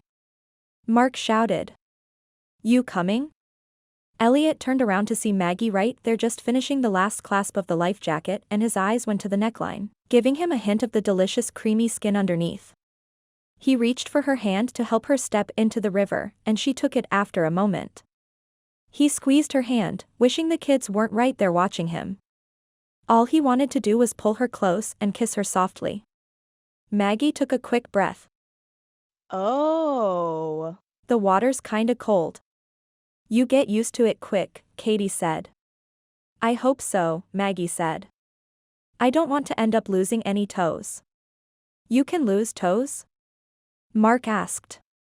He looked down into the water. Are there piranhas in the water? No, silly, Katie said. Piranhas don't live in America. They're in the Amazon. Good, Mark said. I don't want toes eaten either. He looked up at Maggie. You'll be safe. We aren't in the Amazon. Maggie's laugh practically sparkled, and Elliot couldn't help the stupid grin that crossed his face. He wanted to say something about helping her warm up afterward, but at that moment, Mark tried climbing on his tube and nearly tipped it over in his haste. Maggie darted forward and caught him quickly before his head went under, then lifted him easily onto the tube. You okay, there, buddy? Yup. Mark said. Let's go. Climb on. Maggie held the tube with one hand while turning back to Elliot. You help Katie get on hers and I'll hold both tubes, then you can hold Em while I try to get on mine. Elliot did as he was asked, loving the way she jumped right in and got involved with the kids. When Katie was all situated, he took hold of his tube and set it on top of the kids' tubes while Maggie looked at hers. It'll be easy, Elliot said. Just hold it behind you, then kinda jump into it while you fall back. Maggie laughed again. Right, and I'll go under quicker than you could rescue me. You can do it, Aunt Maggie, Mark said. Okay, Maggie said. Here goes nothing. She held the tube behind her with both hands, then met Elliot's eyes. Don't laugh. Elliot smiled. Wouldn't dream of it. Maggie closed her eyes, and took a quick breath, then jumped backward, and when she managed to stay upright and floating, she laughed with joy. Yay! Hurry and get on, Uncle Elliot. She's gonna float away. Katie pushed his tube toward him and then reached for her brother's tube to keep them hooked together in case they started moving with the water. Elliot rushed through the steps and in his haste managed to get a little off to one side and overturned the tube. He jumped up and grabbed for the tube that had begun to float away from him and heard the laughter of everyone as he sputtered to the surface, and wiped his eyes. Maggie's bright laughter filled him with joy, and he marveled at how lucky he was to have this instant family in his life. Maggie's breath caught as Elliot met her eyes. His body glistened in the sun with the water still dripping from his hair, and she stared at him, appreciating the view. He jumped back onto his tube, this time maintaining his balance and paddled with his arms in order to meet the three of them. He grabbed hold of her ankle and pulled her tube close to his, then using his free hand, paddled toward the still giggling kids. Gotcha, he said as he got hold of Mark's tube. Can't believe you guys left me. It's not our fault, Mark said. The water did it. Right, Elliot said, his voice full of teasing. Blame it on the water. He kept hold of Mark's tube, looking toward the kids, giving Maggie time to study him. He wasn't wearing a life jacket and his well-defined chest just begged to be stared at. The arm holding onto the kid's tube was flexed, highlighting his well-developed muscles, and Maggie thought back to when she'd been in the master bathroom with him while he bandaged her up. His grip on her ankle wasn't painful, but she felt burning sensations just pulsing up through her and into her center. If he could cause this much inner turmoil with a casual touch like this, would she even survive if his touches ever became more? She closed her eyes and leaned her head back on the edge of the tube, letting her bottom sink lower into the middle of the circle. She should probably pay attention to the river, but the water moved smoothly and slow, and the sounds of the kids talking and splashing just made her smile. Elliot's grip on her ankle tightened and she looked at him, smiling wider when he winked at her. Don't get too comfy, Elliot said. In a few minutes, there will be some rapids. Maggie sat up even more and Elliot tightened his hold on her ankle. Are you serious? Maggie asked.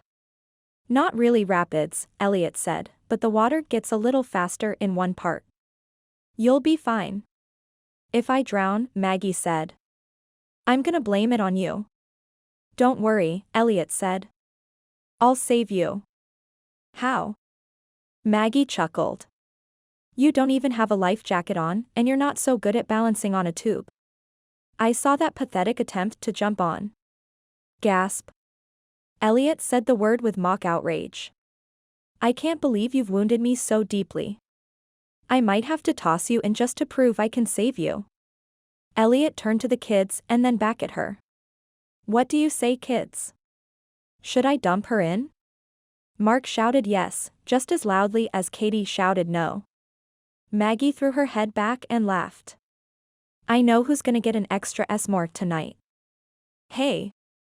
Mark yelled. That's not fair. Maggie laughed at his indignation. Neither is ganging up on me. If you want to toss someone in, it should be Elliot. Okay, Mark said as he grabbed hold of Elliot's arm that held onto his tube. Don't let go of me, Katie. Maggie laughed more and more as Mark tried to overturn Elliot's tube, but the little guy had nothing on his manly uncle. In an attempt to help him out, Maggie sat up and struggled to get her leg free of Elliot's grip. He released it a little to adjust and she pulled it out of his reach and then spun around as quickly as she could on the tube to reach him. She grabbed onto his arm, then let her hands snake up to his shoulders in an attempt to help lift him out of the tube, but in the process, she nearly fell off her tube and onto his. Mark squealed in delight and Maggie gave one last heave before she found herself practically laying across Elliot's tube, and before she knew it, she was in the water, all tangled up in Elliot's arms and legs.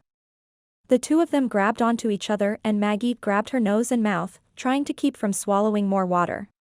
She sputtered to the surface and found herself face to face with Elliot as he held her tight and kept her upright.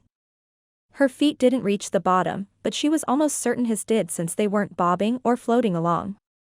Elliot pulled her close and Maggie wiped her face again, brushing the hair out of her eyes. Then laughed as she heard the kids whooping a little way away as they cheered for her success in dumping Uncle Elliot. Guess it didn't turn out like I'd planned, Maggie said. Though technically the kids and I are the winners. Elliot chuckled and his warm breath brushed over her cheeks. I don't know. I kinda think I won a little. I mean, I am holding you. He placed one hand behind her back and reached under the water to lift her legs and wrap them around his waist. Maggie gasped in surprise at the shock of his warm body on her bare skin but held on tight as he moved his face forward to kiss her. His lips only met hers for the barest of moments before Mark and Katie hollered at them to catch up. Maggie groaned in frustration, and Elliot chuckled, then kissed her quickly once more. Rain check, he whispered as they started to move toward the kids. Maggie mumbled, not sure she could form any coherent thoughts. Think you could swim with me to them? Elliot asked. Not sure the riverbed is smooth enough to walk fast enough to them and still carry you. Maggie pushed away from him, completely embarrassed at the fact she was still wrapped around him. Good thing the water and life jacket held most of her weight. Of course. Maggie cleared her throat. This is a pretty good life jacket. I might even manage to not drown. Then you won't have to save me. Good thing, Elliot said. I'd sure hate to lose you, too. Chapter 12. Elliot had never enjoyed tubing down a river more than he had today. Maggie had made it the best trip he'd ever had, and he wished they could have gone down the river again, just the two of them, but it was impossible with the kids. Elliot didn't dare leave the kids alone to hang out at the trailer without supervision. So instead of getting to return to the incredible moment of kissing in the middle of the river with Maggie wrapped around him, he had to settle for sitting next to her in a camp chair with the annoying arm rests in the way. They'd chosen a simple dinner of hot dogs roasted over the fire and some potato salad and chips, so there wasn't a lot of prep work or cleanup required, but Maggie seemed busy all the time. As soon as they'd finished roasting the hot dogs, she'd started cooking the s'mores, and by the time they'd gotten through half the bag, the kids were more than wired even though they'd practically worn themselves out playing in the river. As the sun set completely and the night turned dark, the kids finally settled down enough to stay in their camp chairs with some small blankets wrapped around them. They all shared stories about Scott and Rebecca, and the kids kept asking for more and more stories about when their parents had met. Elliot loved the reminiscing, but soon the kids started to doze, and Maggie got out of her chair. "Come on, you two. We need to get your teeth brushed and you all cleaned up for bed. Tomorrow will be just as fun." She helped Mark get untangled from his blankets and held Katie's blanket for her as she stood up and stretched. Elliot watched for a moment before standing to help. "Don't worry about it," Maggie said. "I got it. I'll get them all tucked in. I'll just go make sure the heater is all turned on," Elliot said as he pulled out his flashlight to be sure the propane tanks were all hooked up. Maggie followed the kids up the 2 stairs and disappeared inside the trailer. He listened to her soft and patient voice as she guided the sleepy kids through getting ready for bed. Elliot entered the trailer just as Mark climbed onto the bottom bunk after Katie took her spot on the top. "You want to sleep on the couch?" Maggie asked. "Nope," Mark said. "This is my bed. I can't reach the top bunk, but when I'm taller, then Dad said I could switch with Katie." "Sounds like a good plan," Elliot said, and Maggie turned around as if surprised by his voice. "You two sleep well. If you get cold, just grab these extra blankets and pull them up." Elliot stepped toward them, and as he reached past Maggie, he felt her warmth and softness against his back until she stepped out of the way and sat down on the little bench with the table, near the couch. He pulled the blankets out of the cupboard they'd been stored in and handed each of them a blanket to go over the tops of their sleeping bags. "Thanks, Uncle Elliot," Katie said. "I'm glad we came camping. This has been fun. I'm glad you like it. Now get some sleep." He kissed the kids on the foreheads and then turned to see Maggie looking into the little room with sliding doors that held the only other bed. Unsure of how to bring it up, and not really wanting to talk about it in front of the kids, he took her hand and tugged gently. "Wanna come out and sit by the fire again?" Maggie nodded and she followed him out, only letting go of his hand as he stepped outside the trailer. She pulled the door shut behind them to keep the trailer warm for the kids. He took her hand again and the two walked to the fire pit. Maggie sat down in her chair, and Elliot put one more log on the fire, wanting to keep the blaze up for just a little longer. When he was sure it wasn't going to smother the established flames, he turned to the camp chair next to her and moved it just a little until the armrests almost crossed. He picked up the blankets that had been draped across the kids' chairs and handed her one, then sat down and spread Mark's blanket over his lap. Maggie whispered a quiet thanks and Elliot nodded. They sat in silence for a moment, just watching the flames and sitting there. Elliot hadn't felt this awkward since junior high when he'd had his first crush on a girl and was trying to get the courage up to hold her hand. Elliot took a slow breath and reached for Maggie's hand. She was his wife, and they were both adults. They could figure out the next step and come to an acceptable agreement on the sleeping arrangements in the trailer. "Have you had a good time?" Elliot asked. "You won't refuse to come camping again in the future?" Maggie chuckled. "No, this has been fun. Having a trailer with a bathroom and sink and some cooking stuff is pretty handy. Not sure you'd get me out here if we had to tent it." Yeah. Elliot agreed. "A trailer is definitely a must. I camped out on the ground enough in Scouts that I don't think I'd want to do it again." Maggie shuddered. "Did you have mattresses at all?" "Sometimes," Elliot said. "Mostly it was just a thin rolled-up padding that was easy to carry with us. I was so glad when we finished with that Scout troop. Haven't tented it for a while now." Maggie replied. They sat in silence again and Elliot knew he'd have to be the one to broach the subject. "That bed in there will be pretty comfy.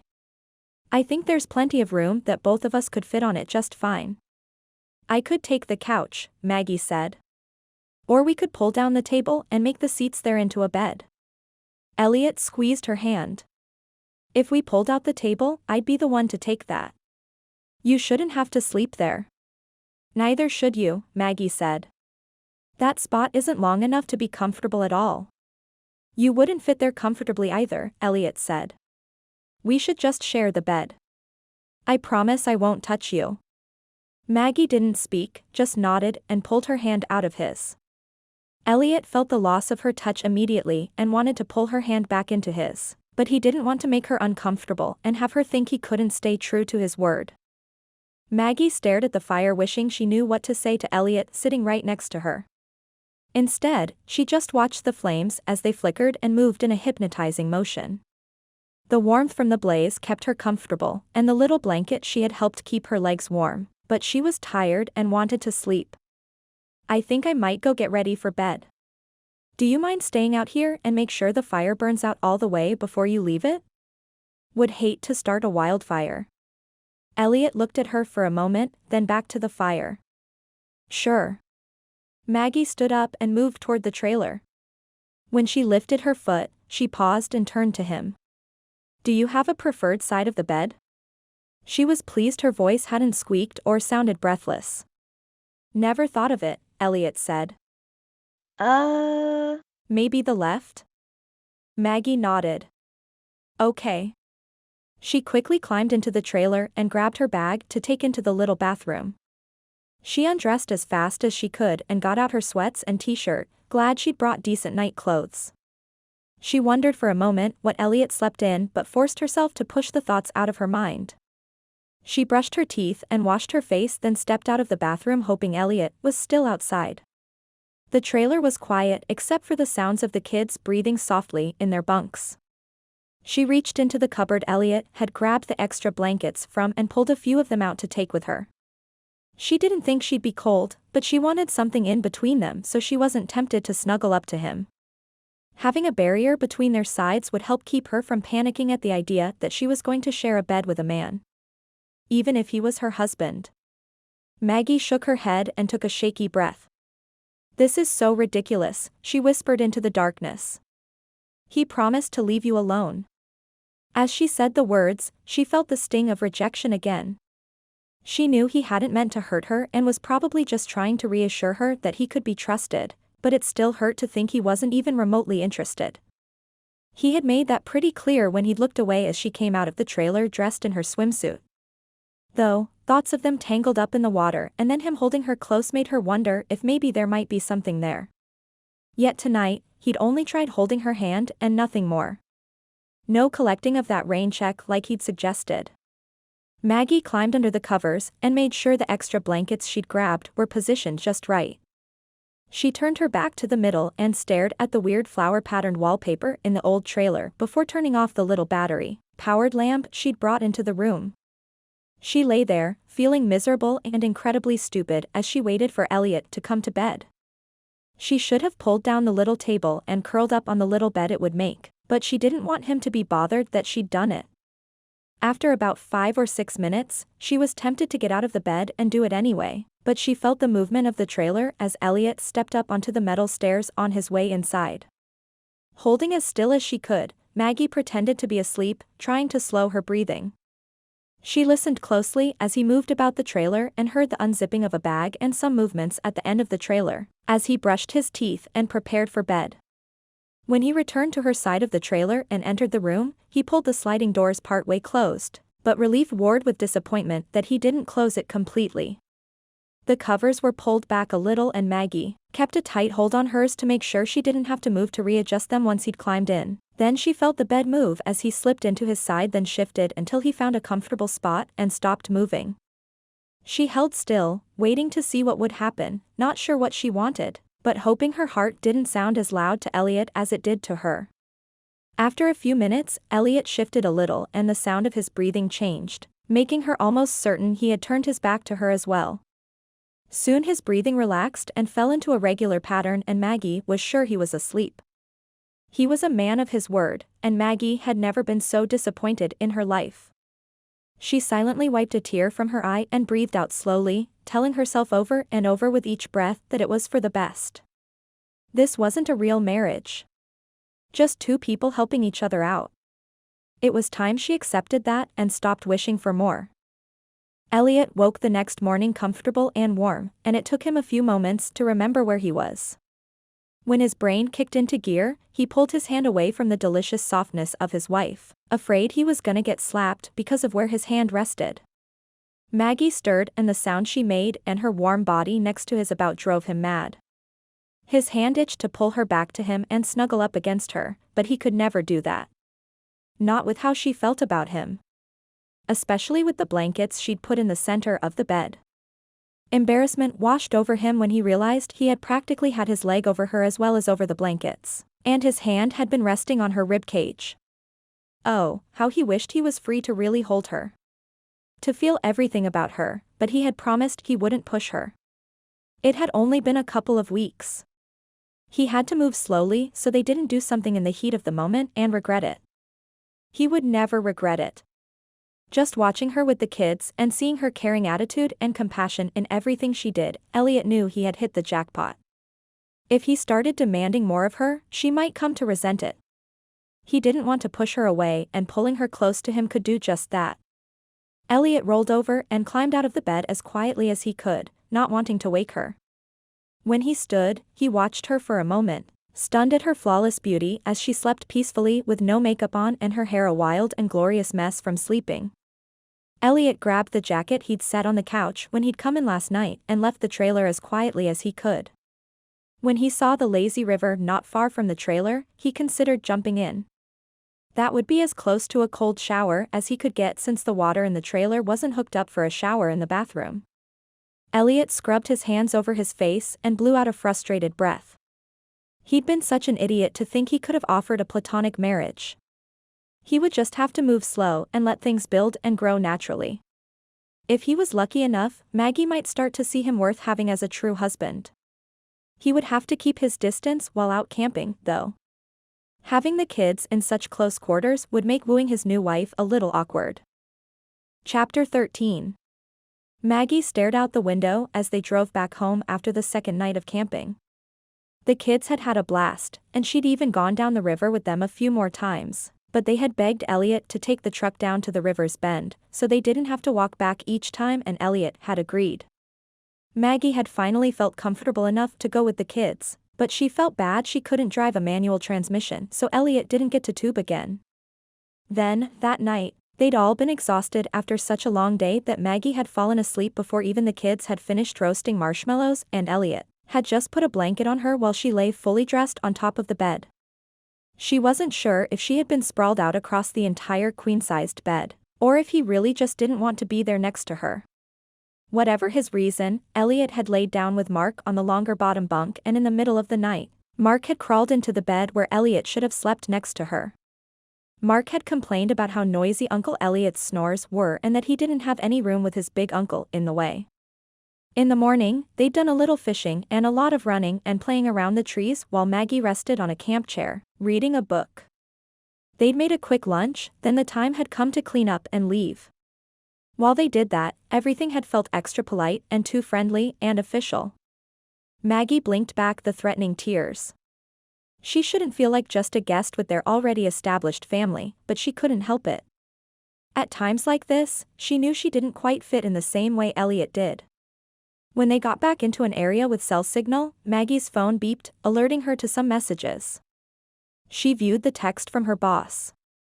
"Zoe is wondering if I can come in today and cover Tiffany's shift." "That works for me," Elliot said. "The kids and I can unpack the trailer and I don't have to go into my shift till tomorrow morning." Maggie smiled. "Excellent. You can put all the smoky clothes into wash if you don't mind." Elliot chuckled. "I'm pretty good at washing smoky clothes. I'll take care of it." "Never fear." Maggie giggled softly. "Perfect. There's also still some food in the cooler if you want to make something from it for dinner. We didn't use everything. Can we get pizza instead?" Mark asked from the back seat of the extended cab truck. Yeah. Katie added. "Just cheese though. None of that hot pepperoni kind." "Cheese it is," Elliot said. "But I might still get me something spicy. I can eat a whole pizza by myself, as you both know, so I won't waste any of it."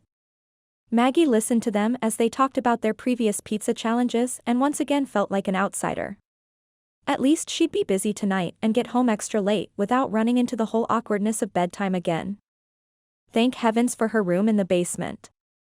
With Elliot needing to leave early in the morning, she'd be able to avoid seeing him for a few days. long enough for them to get back into their version of normal that they'd established after the wedding. Elliot watched her disappear into the basement to get ready for work and wished she didn't have to go.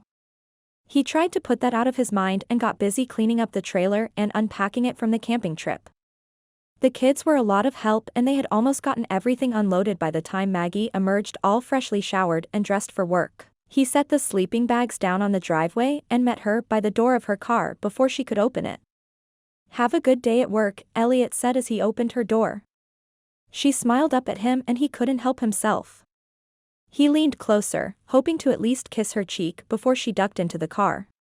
Instead, she paused and met his eyes, then closed them and lifted her lips to his for a kiss. Not one to pass up an opportunity, Elliot pulled her close and kissed her gently for a moment. He fully intended to stop, but when she leaned into him, Elliot groaned inside. Ew. Mark's voice shouted from somewhere behind them. "It's okay," Katie's voice added. "They're married. They can kiss."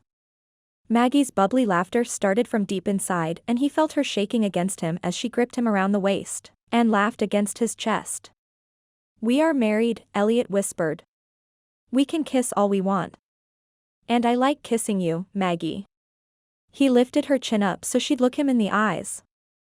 "I think we might need to talk when you're back from work." Her eyes widened and he could see the same kind of desire he knew was in his own eyes. "Is it okay if I wait up for you?" Elliot whispered so the kids wouldn't hear him. "Are you sure?" Maggie said. "Don't you have to be at the station early?" "I won't be home till after midnight." "You're worth it, Maggie." He kissed her quickly and pulled away, unsure if he would be able to let her go if he did more than that little kiss. "Be safe. I'll see you tonight." Maggie nodded and ducked into the car. He watched as she pulled her seatbelt on, then she met his eyes and smiled before starting the car and backing out of the driveway. In a few short hours, he would see her again and they would have a heart-to-heart conversation about how he wanted his marriage to her to be real and to last forever, not just to keep Jenny from coming after the kids. He just prayed Maggie felt the same way. Elliot went back to unloading the trailer and had the last box with the remaining food and random items in his arms when he heard the familiar tone of the fire department alert go off on his phone. He hurried into the house and set the box on the counter, then pulled out his phone to see if he might be needed. It was habit and he hoped it was a minor call. He frowned at the words. He hated hearing news about car accidents. They always dredged up unpleasant memories. He watched for more updates from the screen on his phone. When the next message appeared, his stomach tightened as the details came over the radio. Two-car collision. Vehicle 1, 2 males in early 20s, 1 in critical condition. Victim not wearing seatbelt. Driver of first vehicle with multiple lacerations and probable broken bones. Second vehicle. Female, late 20s. Unconscious with head bleeding. Elliot relaxed a little, knowing there wasn't an obvious fatality. He hoped the injured man in critical condition would make it. Elliot was glad he'd seen Maggie put her seatbelt on. There were so many accidents that could have turned out differently if people had only worn their seatbelts. Elliot turned his attention back to the box on the counter to unload it, listening for updates on the scanner with half an ear. The reports of police officers, the ambulance, and the sea crew arriving at the scene were interspersed with more information from dispatch, and Elliot knew the radio would be silent now that they were all on the scene. As Elliot closed the fridge after putting away the ketchup and mustard, Mark ran into the house. "Can you call and order pizza now?" "Sure thing, kiddo." Elliot pulled out the phone, but before he could find the local delivery place on his browser, his phone rang, and his crew captain's number pulled up. "Hey, Paul, what's up?" "Elliot, are you home?" Paul's voice on the other end was rushed. Yeah. "Just finished unpacking." Elliot looked at Mark and Katie, who had just entered the kitchen. "Need something?" "It's Maggie." Paul's concern was palpable through the phone. "What?" Elliot asked, a cold fist gripping his chest and squeezing tight. "What about Maggie?" "She was in the other car." Elliot gripped the phone against his ear, unwilling to believe what he heard, but afraid to miss out on any information. Is she okay? Which hospital have they taken her to? What happened, Uncle Elliot? Katie asked, the fear in her voice ripping at his heart. Is Aunt Maggie dead? He couldn't panic, not in front of Katie and Mark. They had already lost their parents. They couldn't lose Maggie too. He couldn't lose Maggie. Don't worry, Katie. Things are okay. He pulled her close and held his hand against her back as she gripped his leg. Mark must have honed in on the concern as well and came close. Elliot knelt down to get closer to the kids and listened as Paul continued to tell him everything he knew. I'll head there right now. Elliot hung up the phone and looked at his terrified children. Aunt Maggie is gonna be okay. She just got. Elliot stopped. He didn't even want to say anything about the car being hit. The kids would only freak out worse. Can you two run over to Aiden's house? I'm gonna text his mom and see if you guys can go play for a minute while I go help Aunt Maggie. Okay? Katie searched his eyes. Is she alive? Her voice was barely a whisper and the terror behind it almost killed him. Yes, Elliot said, pulling them both close and holding them tight as fear for his wife threatened to overwhelm him.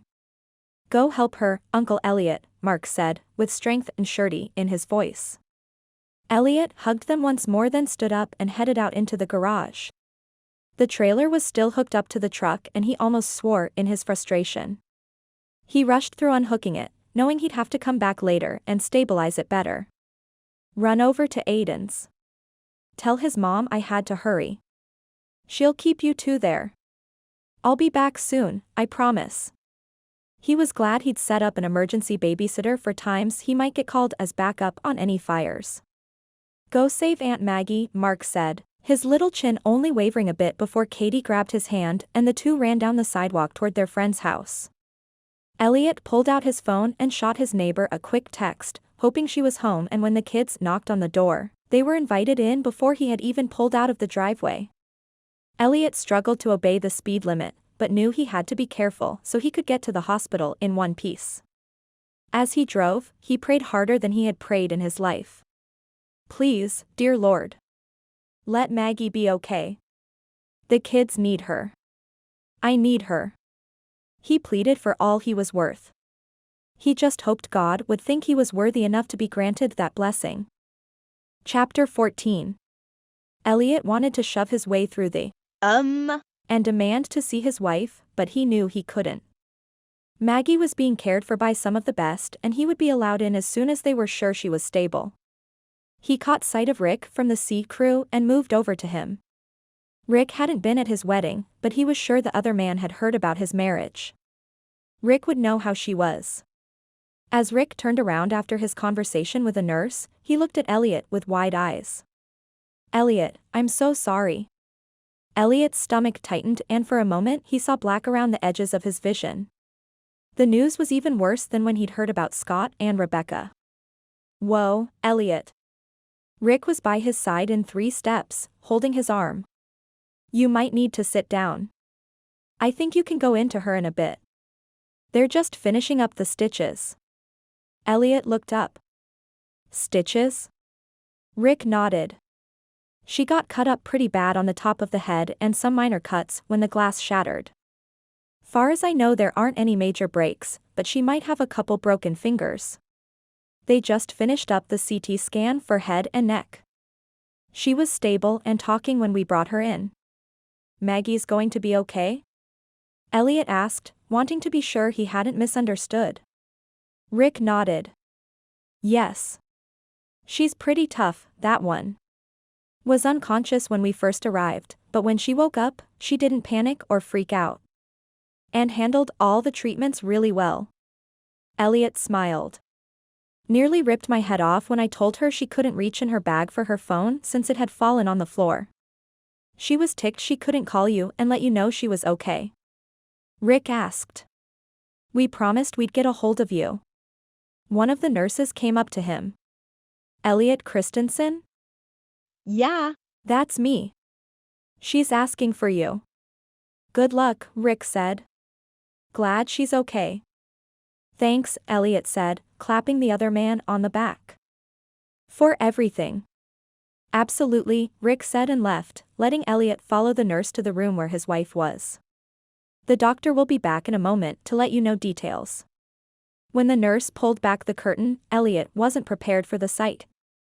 He'd been a first responder to hundreds of accidents and emergency calls, but they had always been strangers. People he could just help without emotional connection. Seeing his wife with stitches and bandages on her head as well as a C-collar, and a brace on her hand keeping her fingers straight hurt his heart more than he had thought possible. Maggie hurt and could barely think straight. Her head felt fuzzy, and though the pain wasn't terrible, she kept trying to remember what had happened. The curtain to her little room in the moved and she looked up. Elliot stood in the entryway, his eyes looking tired. "Hey," she said, her voice weak. "Hey," he replied, moving close to her and leaning over the bed to kiss her softly. "Are you okay?" He shook his head. "Sorry, that's a stupid question. If you were okay, you wouldn't be in the hospital." Yeah. She said, trying to nod, then her eyes squinted in pain. "Mostly. Just rest. Don't move." His voice seemed different somehow, as if he was frustrated. "Sorry." She closed her eyes, tears welling up in the corners. She had wanted to help him out, not be a burden for him. How could she take care of the kids in this condition? She hoped there wouldn't be any long-term effects from the concussion, but she wasn't sure she remembered what the doctor had told her. "Are you in a lot of pain?" Elliot asked. "No," Maggie said. "They gave me something." Elliot pulled up the chair next to the bed and reached for her good hand. He gently squeezed it, and she wanted to squeeze back, but just felt too drained. "I'm sorry, Elliot." "What for?" he asked. "This," Maggie said. "I don't know what happened." "Don't be sorry for this," Elliot said. "You didn't do anything wrong. It was an accident." Maggie frowned. "But this will mess up your shift." Elliot studied her for a moment. "Maggie, you are more important than work. Any one of the other crew members will cover for me if needed." "Really?" Maggie asked. "Of course. We want to make sure you're all taken care of. I can switch shifts with them.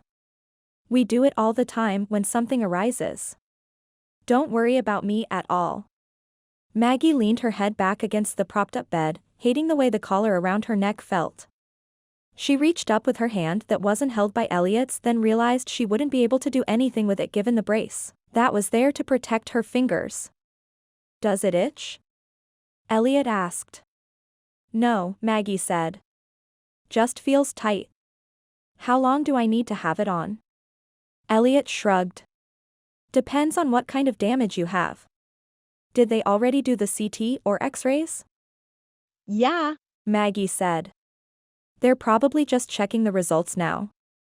We should be hearing from the doctor any time now." "Okay," Maggie said, closing her eyes as she tried to find a comfortable position with the neck brace. The pain medicine they'd given her in the fore felt wonderful. They sat in silence, only the sounds of people from the other rooms were heard, but Maggie didn't care. Just lying there, with Elliot sitting next to her was enough for now. Elliot watched Maggie as she relaxed into sleep. He studied the blood pressure monitor and the heart rate monitor and knew she was fine. Elliot whispered a prayer of thanks that she was okay. He knew she'd be sore, and it would take a while to heal from the injuries, but they weren't severe. If she'd been injured worse, the nurses and doctors would be in there right now. Their lack of concern was a relief, and he was fine waiting. It gave him time to study the wonderful woman who had come to mean so much to him. He would do everything in his power to make her feel loved and comfortable in his home and in his life. The doctor came in and Elliot looked up at him, hoping it was good news. Elliot had worked with him on occasion when he'd brought in patients after a fire and knew the doctor was good at his job. The X-rays and the CT scan don't show any sign of spinal injuries or other breaks. She does have a mild concussion, though, and some bruising as well. Overall, I'd say she is pretty lucky. Elliot nodded. You have enough training with your fire department requirements that I'm confident you can keep an eye on her and watch for any issues that might arise. The doctor looked at him, then at Maggie, who'd awakened at his entrance. Any questions? I don't think so, Maggie said. She looked over at Elliot for help. No, Elliot said. Thank you so much for taking care of her. Of course, the doctor said. The nurse will come in and take care of the discharge paperwork and give you a prescription for some pain medication. He looked at Maggie. You can either decide to come in for the removal of the stitches, or you could have this guy here do it. Maggie nodded just a little, but then touched the neck brace. Do I have to keep this on?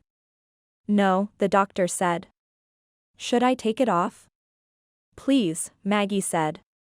Elliot moved to allow the doctor room to take care of her, then once he was finished, he thanked him again, then sat down to her side. The nurse soon arrived to go over the instructions and the list of things to watch for. Though Elliot should have known it all, he was glad they were giving them a paper with notes on it. He'd hate to forget something just because he was so worried about how she was doing. Having it up close and personal somehow made it harder to think straight. Can we go home? Maggie asked. Soon, Maggie. Elliot squeezed her hand. Soon.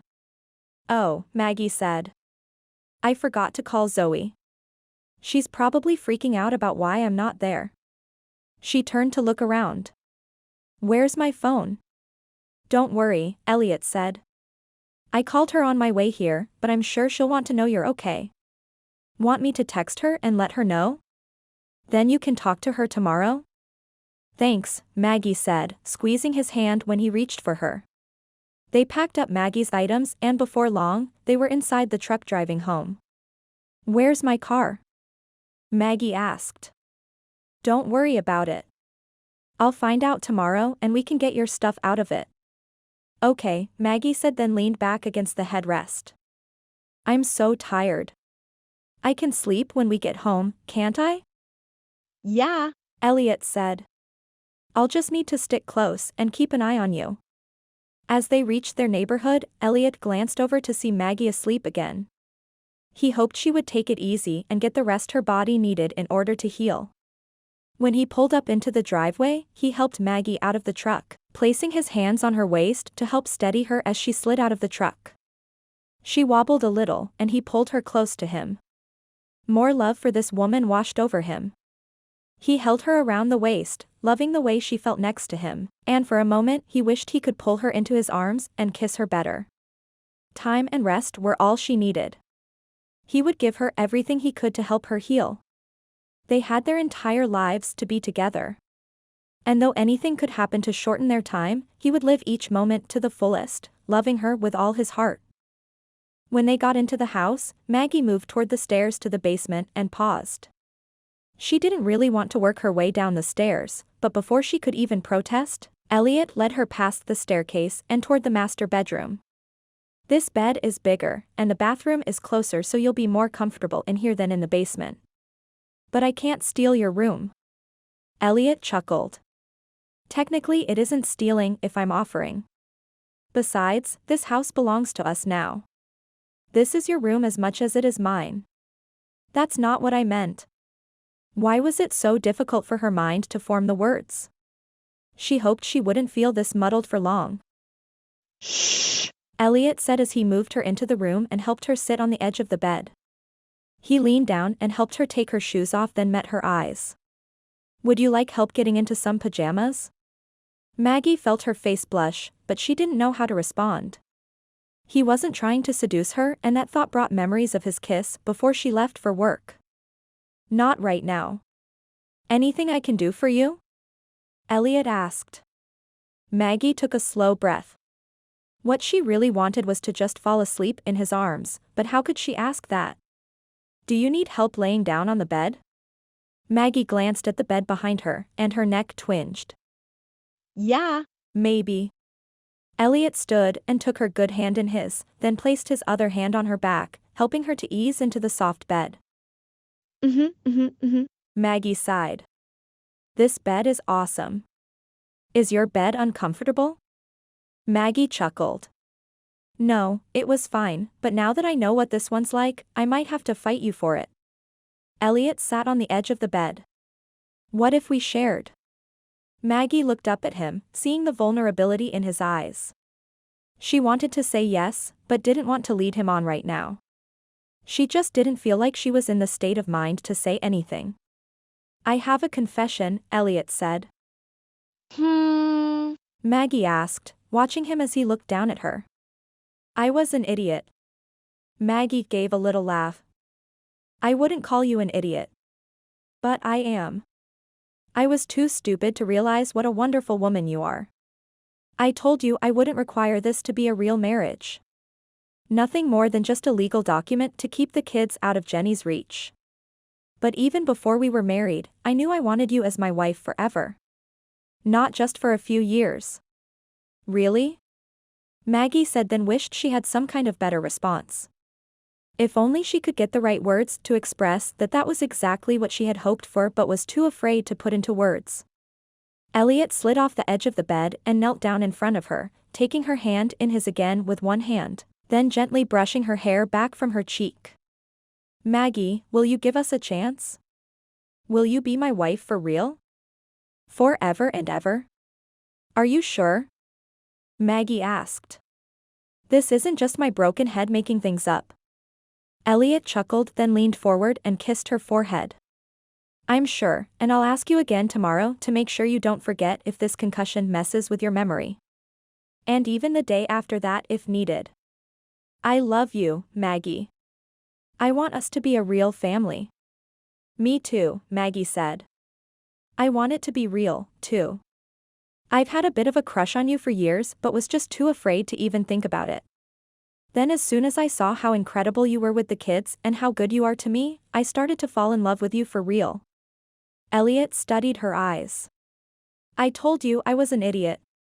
If I'd looked outside my own life and let my brother set us up when he offered years ago, we could have had so many years together already. Maggie sighed. Maybe it wasn't the right time.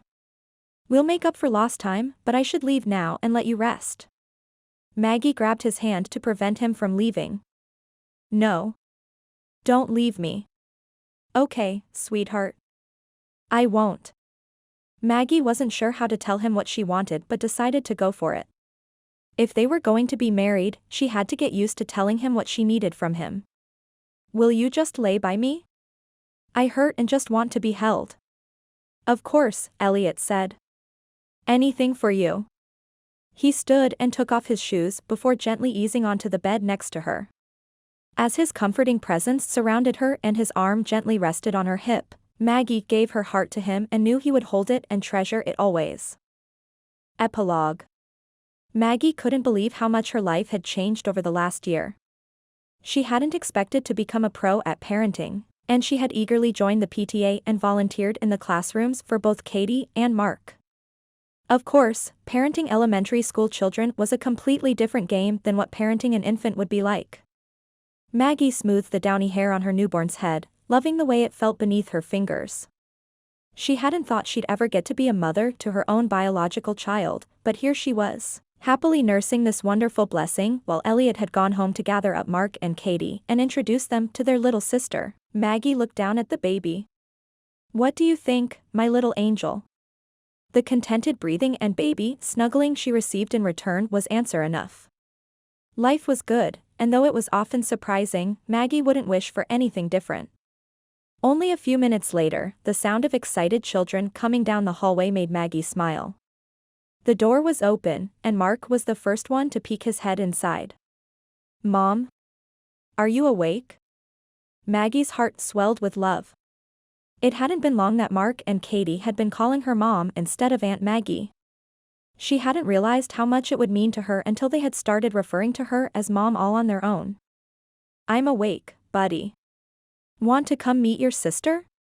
Mark was inside about 4 steps before Katie stepped through the door and then Elliot soon followed. She's so little, Mark said when he reached the edge of the bed. She had to be, Katie said. Or she wouldn't fit inside. Mark nodded as he looked at Maggie's middle for just a moment. What's her name? Katie asked. We haven't decided yet, Elliot said. We wanted to talk to you two first. What about Joey? Mark asked. That's not a girl's name, Katie said with exasperation. So, Mark said. It's a fun name. But she's a little angel, Mark. Don't we want a name that fits her? Elliot said. We could name her Angel, Katie said. Yeah. Mark nodded. Angel is a good name. What about Angela? Maggie said, looking down at the sweet little bundle in her arms. I like it. Katie nodded. Mark shrugged. It's okay. I still think Angel is better. Elliot put his hand on Mark's shoulder. You could call her that, but Angela is a beautiful name, just like she is. Can I hold her? Katie asked. If you sit down on the couch there.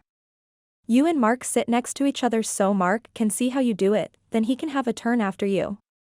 Maggie watched as Elliot positioned the two proud siblings on the couch and then gave them a few tips on how to cradle Angela with care, before he moved over to the bed where Maggie was waiting.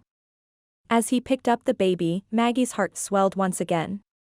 Katie reached up and as Elliot placed baby Angela into her arms, Katie cooed sweetly at the baby and Mark leaned over to look at her since she was closer to his level now. Hold her head gently and just sit still for a bit. She'll probably squirm a little but we'll snuggle close if you hold still. Elliot stepped back and Maggie memorized how sweet all three children looked together. Take a picture, Maggie whispered. Elliot took out his phone and snapped a picture of the children, then turned to her and took a picture of her. She knew she wouldn't look the greatest after having gone through labor just hours ago, but she didn't care. She wanted to document her family. Elliot put the phone back in his pocket, then moved over to the hospital bed and slid into it against her side and kissed her softly. Thank you for making me a father. You were already a father, Maggie whispered. A very good father. Thanks, and I know I was like a dad to Katie and Mark, but there is just something magical about brand new babies. Something that speaks of heaven and immortality. Thank you for everything you do for our little family. Maggie leaned her head against Elliot's shoulder and watched as Katie hummed to little Angela and then carefully passed the baby over to Mark, who listened to the instructions and explanation on how to hold her just right. I could have never done it without you, Maggie. You were more than an answer to prayer. Because of you, Jenny gave up trying to get custody. Just look at how happy Mark and Katie are. You have been everything to us, and now you've given us even more. Elliot kissed Maggie's head and held her close as the two looked at their growing family. She breathed in a peaceful breath and hoped for more joy just as sweet as this for their future together.